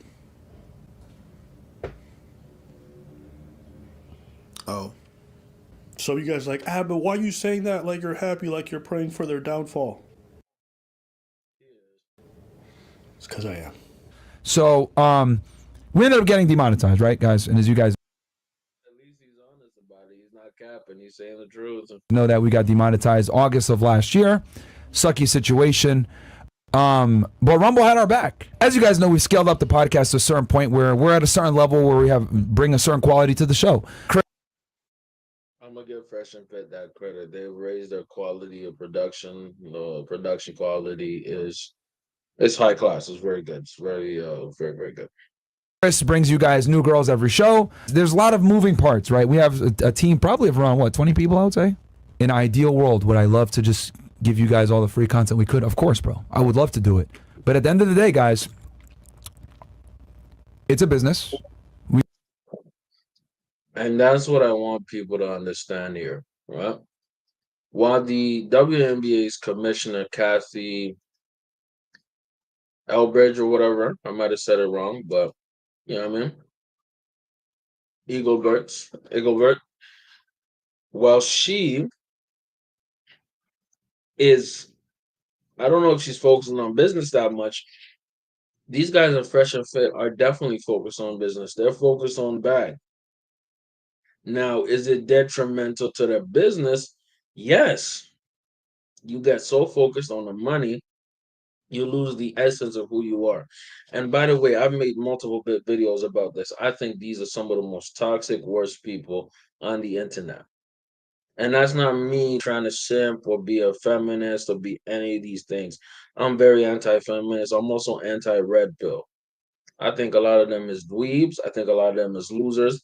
But what I will give them credit for as content creators, or somebody who creates content himself, somebody who does podcasts myself, I do respect their grind. I do respect their work ethic. I do respect their production quality. Those things I can respect. I'm not here to hate on that. I hate the message and the functions of the message and what they're creating.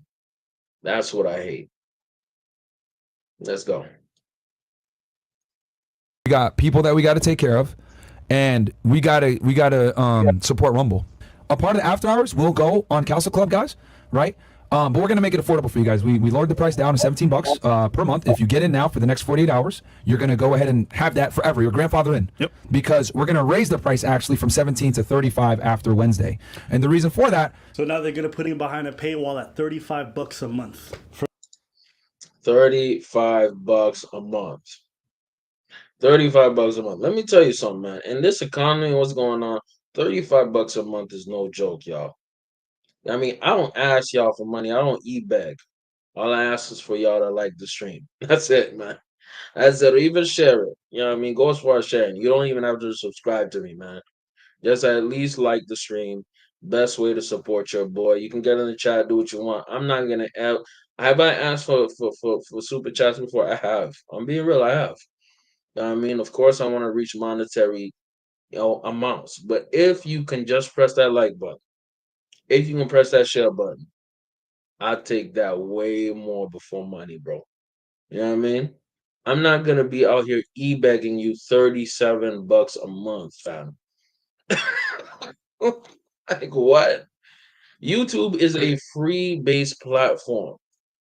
And because these dummies demonetize themselves, Fresh and Fit, and yes, they did demonetize themselves. They said we would not follow the rules of the platform. And the platform said, yo, yeah, we're gonna spank you. We're gonna get you out of here. That's just the facts of the matter. It's like when you do all these infractions, your job is allowed to fire you. You know what I mean? And YouTube fired them. And now they're salty, and now they want to charge you people, to watch them kick out, 304s, all type of hoes from Miami at 2 a.m. in the morning. Kind of BS is that, man? Abba cook them. For them to yell at the whores and be like, you're dumb. Who wants to pay $35 a month? There's a couple of people. Well, the fans are not happy with it. They in the comment section just ripping them up. The sad truth is a lot of dudes, a lot of losers, a lot of lame men are going to actually pay that amount. Let's go. Gonna pay you. The boys released a video saying the end of Fresh and Fit, we quit. Oh. So you guys are like, but why are you saying that like you're happy, like you're praying for their downfall? It's because I am. So we ended up getting demonetized, right, guys? And as you guys know that, we got demonetized August of last year. Sucky situation. But Rumble had our back. As you guys know, we scaled up the podcast to a certain point where we're at a certain level where we bring a certain quality to the show. Chris brings you guys new girls every show. There's a lot of moving parts, right? We have a team probably of around, 20 people, I would say? In an ideal world, would I love to just give you guys all the free content we could? Of course, bro. I would love to do it. But at the end of the day, guys, it's a business. We got people that we got to take care of, and we gotta support Rumble. Another thing I want to highlight, I do have a Patreon. I haven't posted there in a while. I will start doing a little more on the Patreon side, and get some support on that side. So if you really want to support what I'm doing or like what I'm doing, don't be afraid to hit up my Patreon. I'm going to have it as a link in the description. Let's go.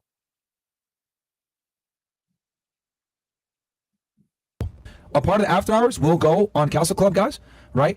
But we're gonna make it affordable for you guys. We lowered the price down to $17 per month. If you get in now for the next 48 hours, you're gonna go ahead and have that forever. Your grandfather in. Yep. Because we're gonna raise the price actually from 17 to 35 after Wednesday. And the reason for that. So now they're gonna put him behind a paywall at $35 a month for them to yell at the whores and be like, "You're dumb. Who wants to pay $35 a month?" There's a couple of people. Well, the fans are not happy with it. They in the comment section just ripping them apart. You fucking lied to us. You said you would never go behind a paywall, etc., etc. Yeah, but they have no choice. Again, they have no choice. They're not under the YouTube Partner Program. And by the way, YouTube Partner Program at their level pays a great amount, especially with all the super chats they get. Right? So at that point, logically, they have to go behind the paywall. It's almost like they got punched in a corner, which they did themselves. Self-sabotage. Let's go. It's easy to say we'll never go to behind a paywall when you have options. When you have all options and everything you're monetized. Correct. When you have a lot of options, you'll be straight. No, we'll never go to behind a paywall. Well, now that's pretty much the only option that they got. And there's no reason to feel sad for them, because when asked if he regret. Yes, because they did this to themselves. Correct. Go ahead. He said no. In retrospect, are there any regrets in not managing the transition better? Example, mixing the nighttime show with Stewie. You shoot yourselves in the foot by mismanaging. Is any regrets?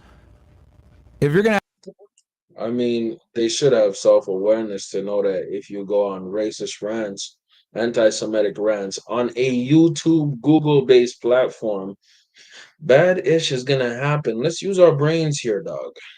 Let's use our brain, right? If you go on a Google-based platform that's connected with billions of people around the world, do you think that speaking up against the Jews and going full out KKK racist against blacks is going to be a favor? Do you think having violent content on your channel is going to be good for you? Like what? Beefing and with other YouTubers and playing with the copyright system is actually going to work for you? No, it's not, nigga. Let's go. ask me personally, no regrets, man. I got 20 real estate properties, so I could tell my net worth is over $6 million. I get money residually. I don't need to do this shit. I don't need to make a fucking cent off this podcast. I'm fine. Pride cometh before the fall. Didn't we see that with Stephen A. Smith? Look at Myron going crazy. Real estate will take care of me, so I can sit here and tell you, we need you guys to support. By the way, that video came out when they got demonetized about 2 months ago. Support us on Rumble. If you guys want us to keep making this content, I'm not going anywhere. I'm going to say what the I want to say, and I don't care what anybody got to say. I cannot be bought. Just like we've saved you guys. You can definitely be bought for $37 a month. Let's go. Guys, we need you guys to save us. I have my soul. I have my spine. I have my integrity. I got my 10 toes and my 2 feet. And I stand where I'm going to stand. And if I die there, I'll die there with a smile on my face, because I can look in the mirror and be happy with the man that I see. You pussy motherfuckers. You fucking losers that sit there and say, oh. Shout out to Abba for editing this, man. Editing the insane rant and then splicing it together with him e-begging. Oh my God, let's go. It's getting rocky, Myron. Hey, shut the fuck up. A few moments later. I left a job that I truly loved to do this. right? Because I shouldn't be admitting This was another one where he cried, bro. this, but saving children, right? That was great, but saving you guys is better. Yo, what level of effery is this? So saving lonely, single, pathetic men is more important than saving children. That's pathetic, nigga. Pathetic. And I know most of my audience is male, but I don't give a damn, man. F fresh and fit, man. I don't dance on people's funerals or graves, but I won't be crying. I won't be crying though. I'm not crying. He's about to start crying. Let's go.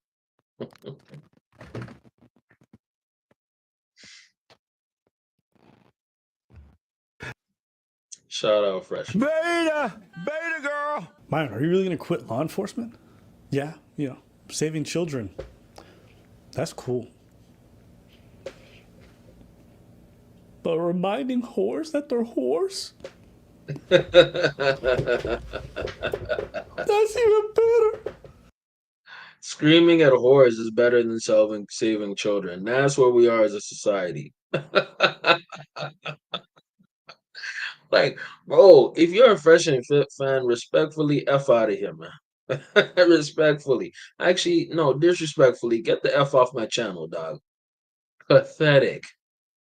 That's why I'm not saying I'm happy they got demonetized or they're off YouTube, but I ain't mad at it. I am not mad at it at all. Let's go. Yo, somebody give me some Fresh and Fit merch so I can cry into it.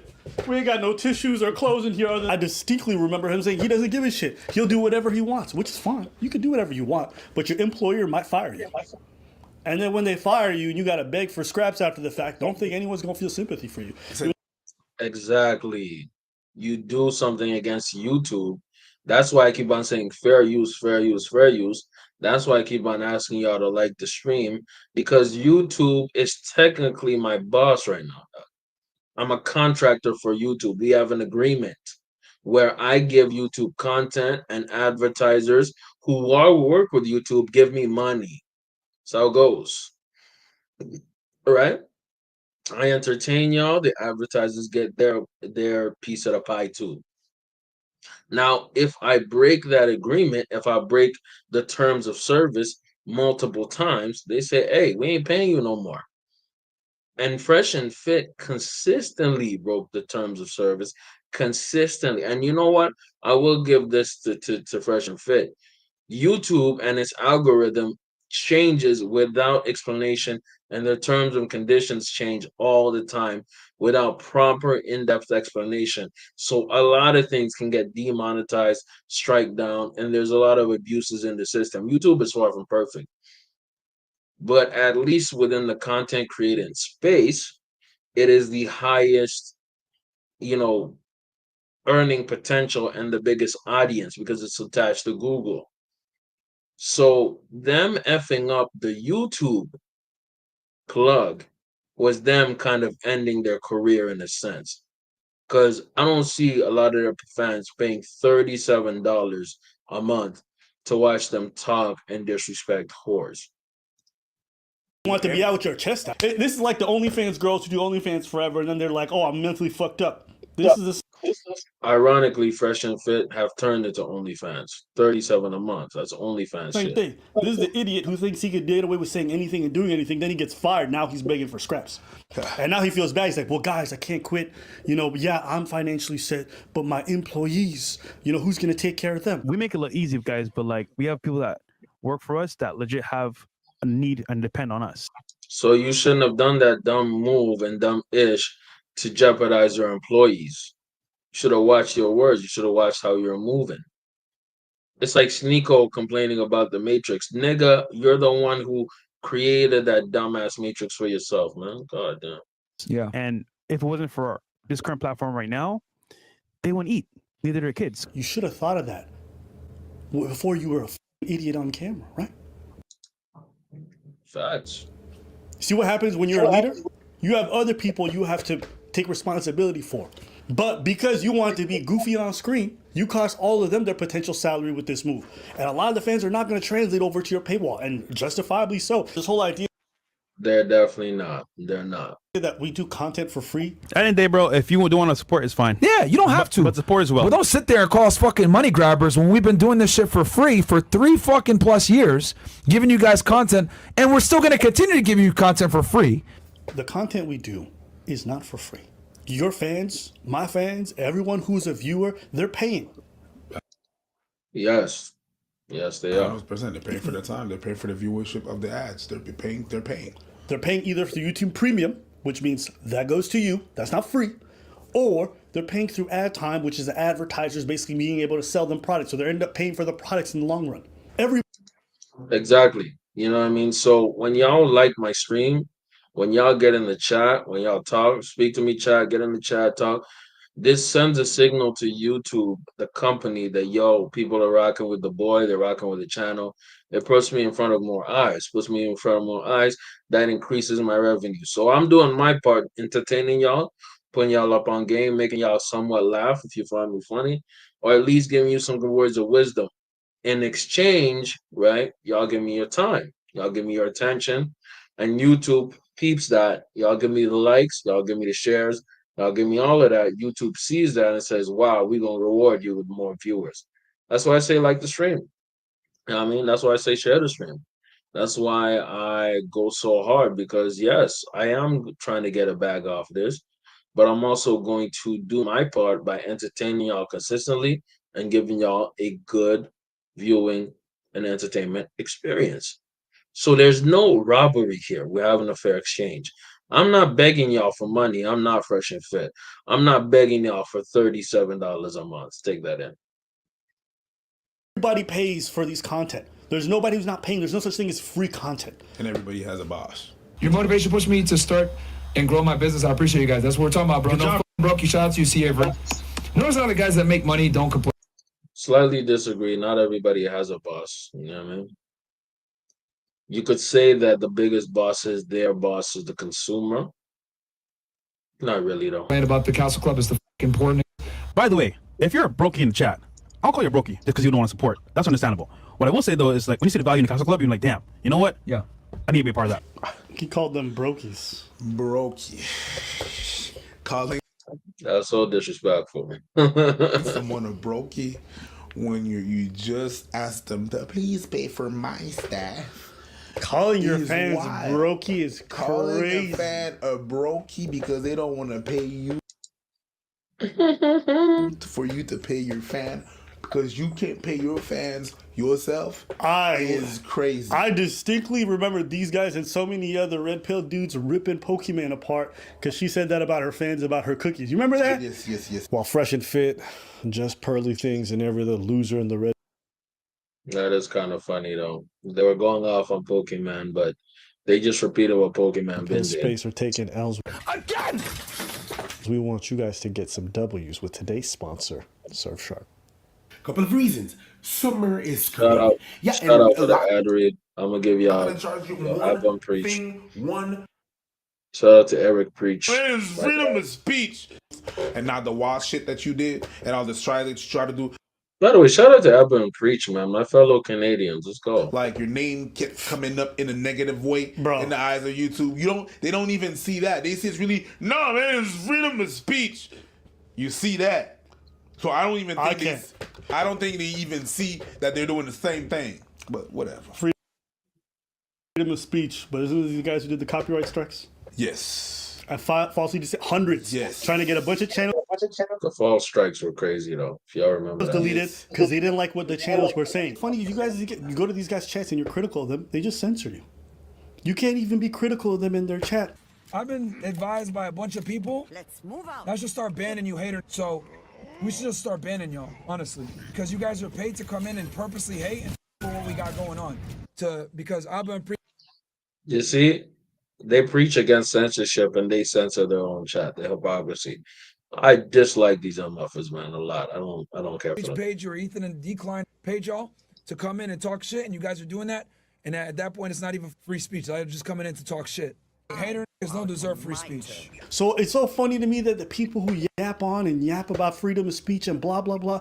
You peer behind the curtain and they are just as authoritative as other groups. They will shut you down if they don't like what you're saying. It costs a lot to run Again, the hypocrisy. things the way that we do.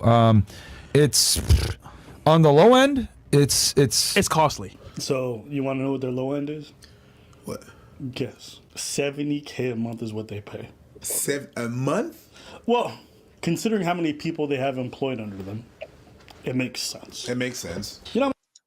So they pay $70K a month for the upkeep of the whole situation. Okay. Kind of makes sense. It's a whole production. How much you guys were making a month back at the height of? Go ahead. $225 a month. Yep. Yeah. They were raking in huge 225 at their peak a month. That is insane. profits. You know what I mean? They're making close to six figures each every single month. So they're probably making a lot of money, right? Good. Demonetization happens, everything disappears. They're not making they're making pennies on Rumble. They went from being in the green by a lot to now they're in the red every single month by a pretty large margin. And that's what happens when you make bad decisions, right? Business decisions. We talked about the WNBA. Them, getting at Caitlin Clark and not addressing the clear hate, resentment, and mistreatment of Caitlin Clark is going to cost them money in the long run.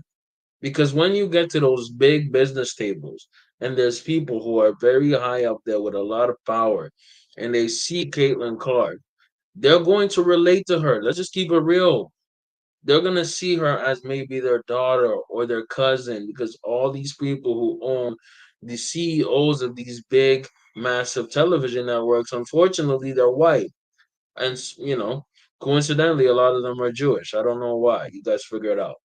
But you have to understand this, that all the time, when you make bad business decisions, when you are on a platform that censors a lot, such as YouTube, and you not only go uncensored, but you go offensive, anti-Semitic, and racist, blatantly and overtly, you're going to lose. That's why for me, I did sympathize with Alex Jones. I did sympathize with Nick Fuentes for a certain little bit because they got censored. But then I looked at the ish they were saying, and I'm like, come on, man, you have to be smarter than this. You put yourself in that position. You're responsible for your own failure. So you're not necessarily that much of a victim or even a victim at all. It's like when you shoot yourself in the face and get surprised that you died. You died because you shot yourself in the face. In this sense, they shot themselves in the face metaphorically. Get in the chat. Let me know what y'all think. And now they're feeling the pressure. So all the people at home who say, oh, demonetization doesn't work. That's not been my experience. Having spoken to people who have been demonetized. It's either A, we just stop doing the podcast all fucking together, or we put stuff behind a paywall and we can continue things as we were doing. Losing close to I would say 75, sometimes to 60% of their total income. And even when they go behind a paywall. So a lot of their income, rightfully so, came from YouTube monetization. Well, duh. They started out as a YouTube channel. Their YouTube channel. Right? That makes sense. Yeah, they might transfer a substantial amount of their fan base depending on the fans. But the other thing is they're no longer being recommended by any of the algorithms. So they no longer go viral on YouTube. They no longer are in the talking space for a lot. That's why you see this guy doing all these collabs. He's feeling the effects of the poor decisions he's made. So now he's trying to recoup it any way he can. Exactly. This is the value of having something called game or wisdom, commonly known as ism. Okay? I know a good amount of YouTube rules and regulation. So I know that when I'm doing a reaction, I have to take pauses and say fair use and not play the full video concurrently. It's called game and wisdom.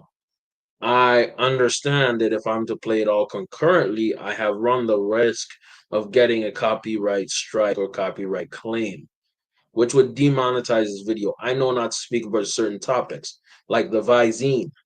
I know not to say words like grape, right? I know not to say, and I don't believe this, anti-Semitic things. I know not to go off on medical claims that are unproven. I know not to do these things. See, if YouTube was able to clap and go at Joe Rogan, I'm a little, 28-year-old black man in Ottawa, Ontario, bro. I mean, you can imagine what they do to me. I'm gonna go for a little bit. Y'all watch the rest of this video. I'm coming back. So I'm not saying demonetization is a good or a bad thing. That's not the point. I'm just speaking strictly to the people who think it doesn't work. You're wrong. It does work. Okay? And no matter how much these people say they're in it for the message, the truth is they're here for the money. Without the money, they're not going to stick around. Everyone sits there and says, oh, freedom of speech, we're tired of censorship, etc. Hey, man, this is how we fight back against censorship. This is how we fight back against big tech. This is how we fight back against all these guys that want to censor us and demonetize us and deplatform us and cancel us for having a different viewpoint. It's not censorship. If someone says, I don't want to pay you, they didn't even delete these guys' channel. They said, based off how you're acting, we don't want to run ads on you because it looks poor on the products that we sell. And we don't want us to give you... So why should I pay you when it's going to hurt my business? So they said, you want to keep your content on here, you can keep it on here, but we're no longer prioritize you because you hurt our business. And then people are talking about free speech, free speech. What business has a duty to give you money when you... Exactly. They're going off. They're preaching. I already saw this video, but the facts remain. YouTube is a corporation. They have shareholders. They're a Google corporation. They have shares. They have like what? You think that Google is not thinking about the bottom line? Of course they are. Fresh and Fit, specifically Myron, is so stupid, and more so, I wouldn't just give him stupid. I think he's just arrogant. He's so arrogant that he thought he could do whatever and get away with it. Life will humble you. Life will humble you like an MF, man. Let's go. hurt their business. YouTube does not make most of its money from commentary. It does not make most of its money from dating content. That's not where it makes its money. It makes its money from makeup, tech, and kids stuff. So all the people doing kids reviews, toys reviews, whatever the fuck. Absolutely. If you do any kind of research, YouTube makes a lot of its money off tech, a lot of money off kids content, huge amount of kids content. Makeup as well, that's a huge subgenre. But tech, finance, actually, that's something that Abba missed. Finance a lot. They make a lot of money off finance, a lot of money off tech and kid-friendly content. They can afford to lose Fred, sure fair. They can afford to lose actually a lot of red pill channels. So I think this is a bad signal to say that a lot of red pill channels are going to be demonetized or on their way to demonetization. I'm being real with you. I could see a day where YouTube could demonetize Abba and Preach. Sounds wild, sounds insane, but YouTube could go there because if they just focus on kids-friendly content, Abba and Preach is not fit in that mold. They could clap my channel anytime they want. Like, would I be surprised? Absolutely not. You know what I mean? But let's go. Kids review sounds crazy. Hey, listen. Hey, yo. Hey, yo. Kids review is wild. No Diddy. Have you tried this little for you? Yo. No Diddy. Illuminati confirmed. Yeah. Damn, they caught me slipping. God damn. Is my lizard skin showing? All right, listen. Elizabeth. Side note, Abba is a funny nigga, man. The queen. Yes, fellow lizard man. You know she's not dead. She's shedding skin. She shed her skin. That's She's fact. shedding skin. Yeah. Shout out to Lizzie, bro. She doing her thing. The Royals are the reptilian, though. Let's keep it being. Let's go.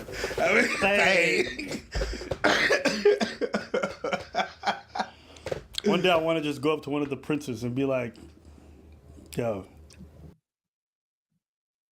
you know about your grandma? The block is hot. Your grandma's not. I see what you did there, Mr. Reptilian. Yeah. I see what you did there. Yeah. Appreciate it. Bars. Anyways, back to the topic. Your block is hot. Your grandma's not. Double entendre. Don't worry, I got you, bro. Yeah. But let's keep it a bean. Doesn't she look like a reptile, bro? She's a reptilian dog. Look at her. I'm just saying, man. I'm just saying, bro. I'm just saying. There are some lizard qualities in this MFA, man. That's all I'm saying. Y'all see it? Y'all see it? Y'all see it? You see it? Let's go. Bars. Don't worry. As soon as Kendrick dropped that last diss, I'm like, I got you. Let me carry the torch. That's it, bro.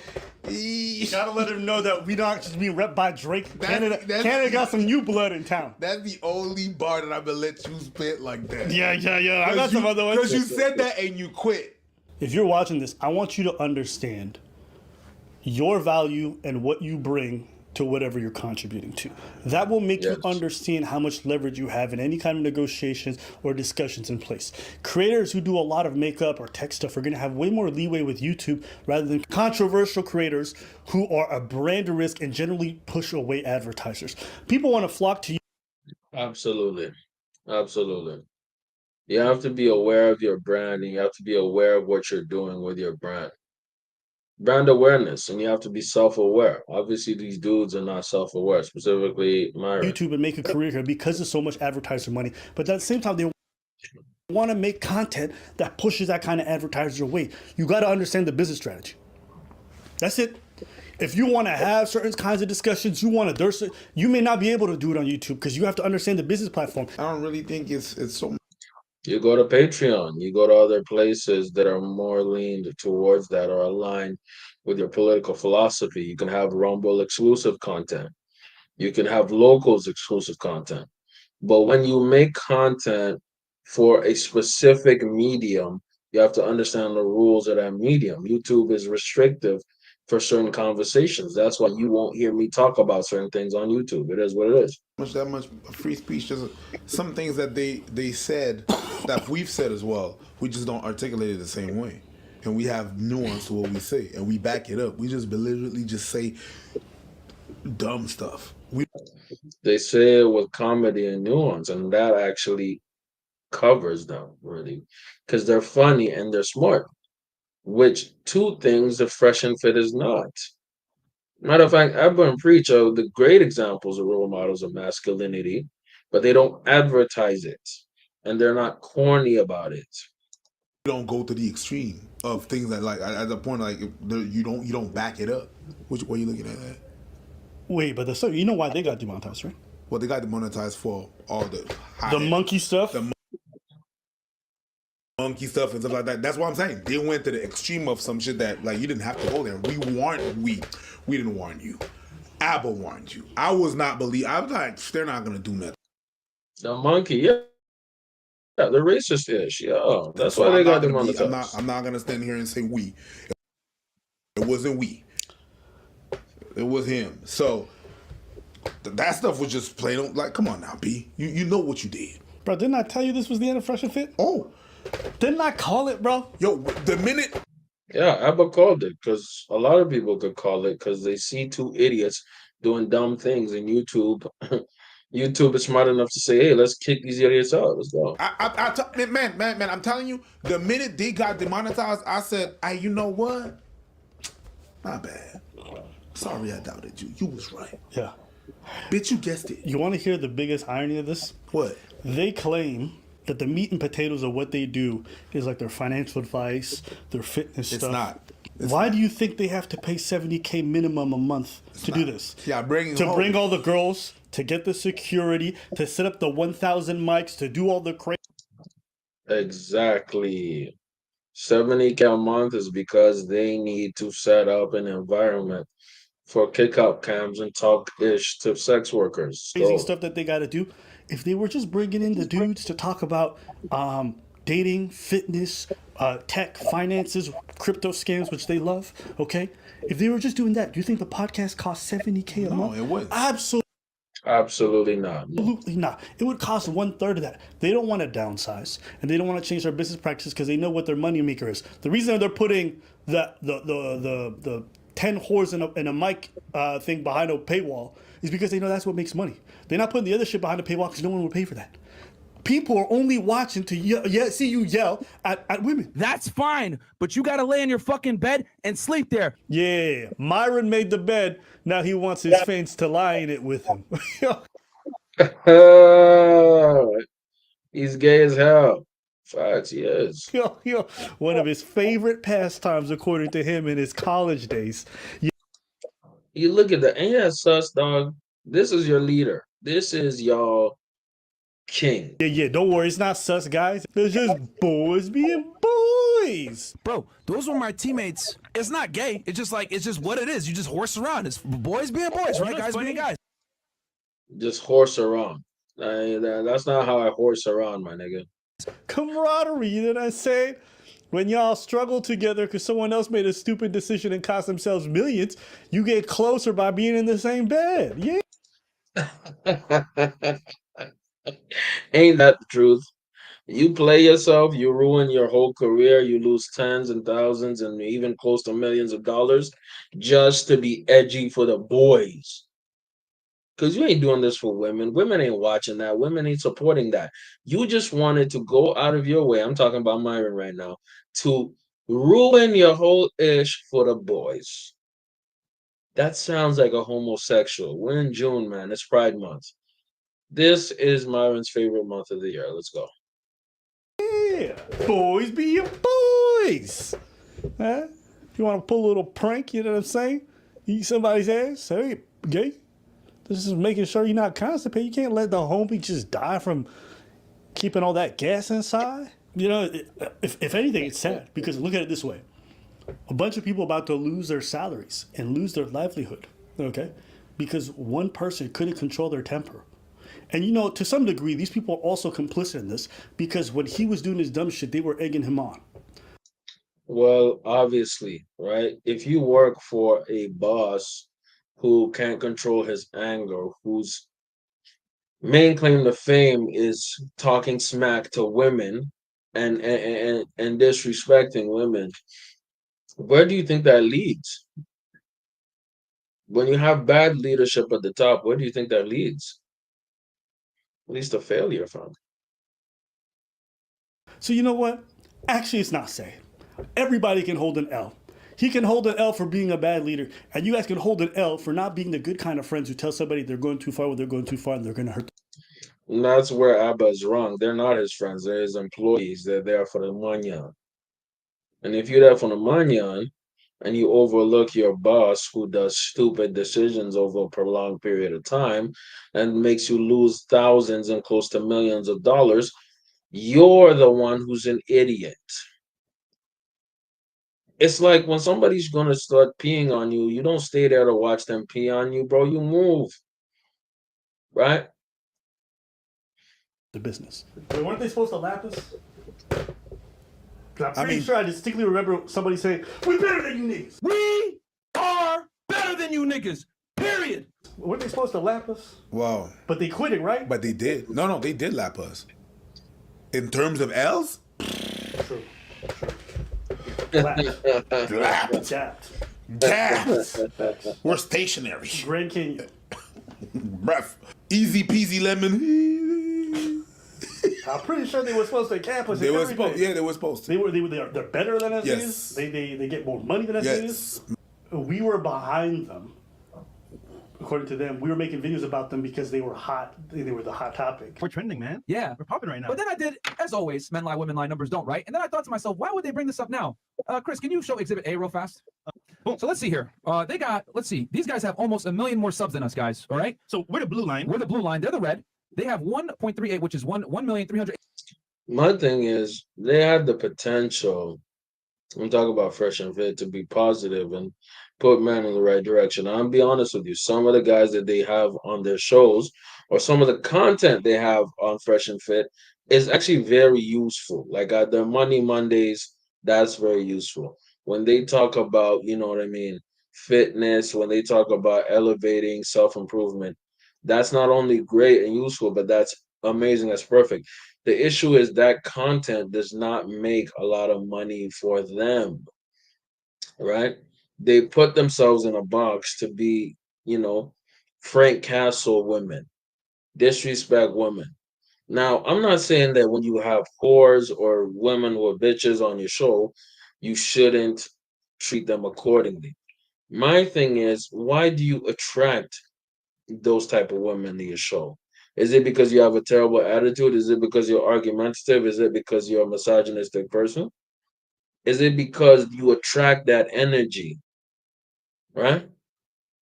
Women treat me good in real life, and a lot of dudes get great treatment from women.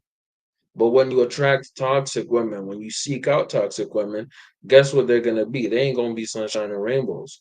And that's the fatal flaw of the Fresh and Fit podcast. And we don't look at it as a victory, we look at it as a lesson. Because there's no victims here. Fresh and Fit are not victims. No, they created the problem and then they got shocked that the problem hit them back. Let's finish this video, man. I'm gonna give y'all my final thoughts. 80,000 subscribers. Guys, we only have 430,000 subscribers. Okay, we have literally like less than 1/3 of their joint, right? And we got 20 million views, and they got 14.9 million views. Ouch. Very interesting for you guys to go ahead and make a video insulting us months after the fact. I wonder why. Oh, it's because we're hotter than you guys right now. But now they like pretty much dead in the water. They're about to quit. We're still making videos. Why are we doing videos about news about to be irrelevant? Because we can. Yeah, I need some liquor. I'm about to do a two-step on somebody's grave. Two-step on somebody's grave. Hey, bro. Pouring liquor. I had so many people like, yo, Abba, man, I want you guys to reconcile with Fresh and Fit. Y'all don't know me, okay? If I don't fuck with you, I don't fuck with you. And that don't gonna change. And you can mark my words. And I hope everyone unsubscribes if I ever change my mind, okay? All right. Also, guys, check out our second channel, Apple Preaching the Floor, where we get twice as many views as Fresh and Fit on our second channel. We killing it over there. They actually do. Videos are getting 500K. The second channel's doing well. It's doing good. It's doing good. It's doing good. So if you want to see more of the cut stuff, more leisure stuff, more fun stuff, go over there. More stream. That's why I stream. So go watch it. I stream there. Also, one more thing to know, we got a Discord and a Reddit. Go check those out. We get a lot of our topics there. I play video games and D&D in there every now and then. Go show them some love, man. Go show them some love, man. We gotta show them some love. Support these dudes. They're my fellow Canadians, man. So me, I'm biased. I got love for my CAN. My CANs. Let's go. They be popping in once in a blue moon, so go check it out. Boom. And none of it's behind a paywall. Oh, wow. Well, technically a page. Again! Not behind a... Ain't that a great way to end it off, man? My final thoughts are very simple. The end of Fresh and Fit. We need to take this as a lesson in self-destruction, of not having game, not having wisdom, not having common sense, not having a brain, and letting things that should be easy, simple, and basic, such as not being racist, not being purely homophobic, anti-Semitic, will take you away from the bag. It will take you away from the bag.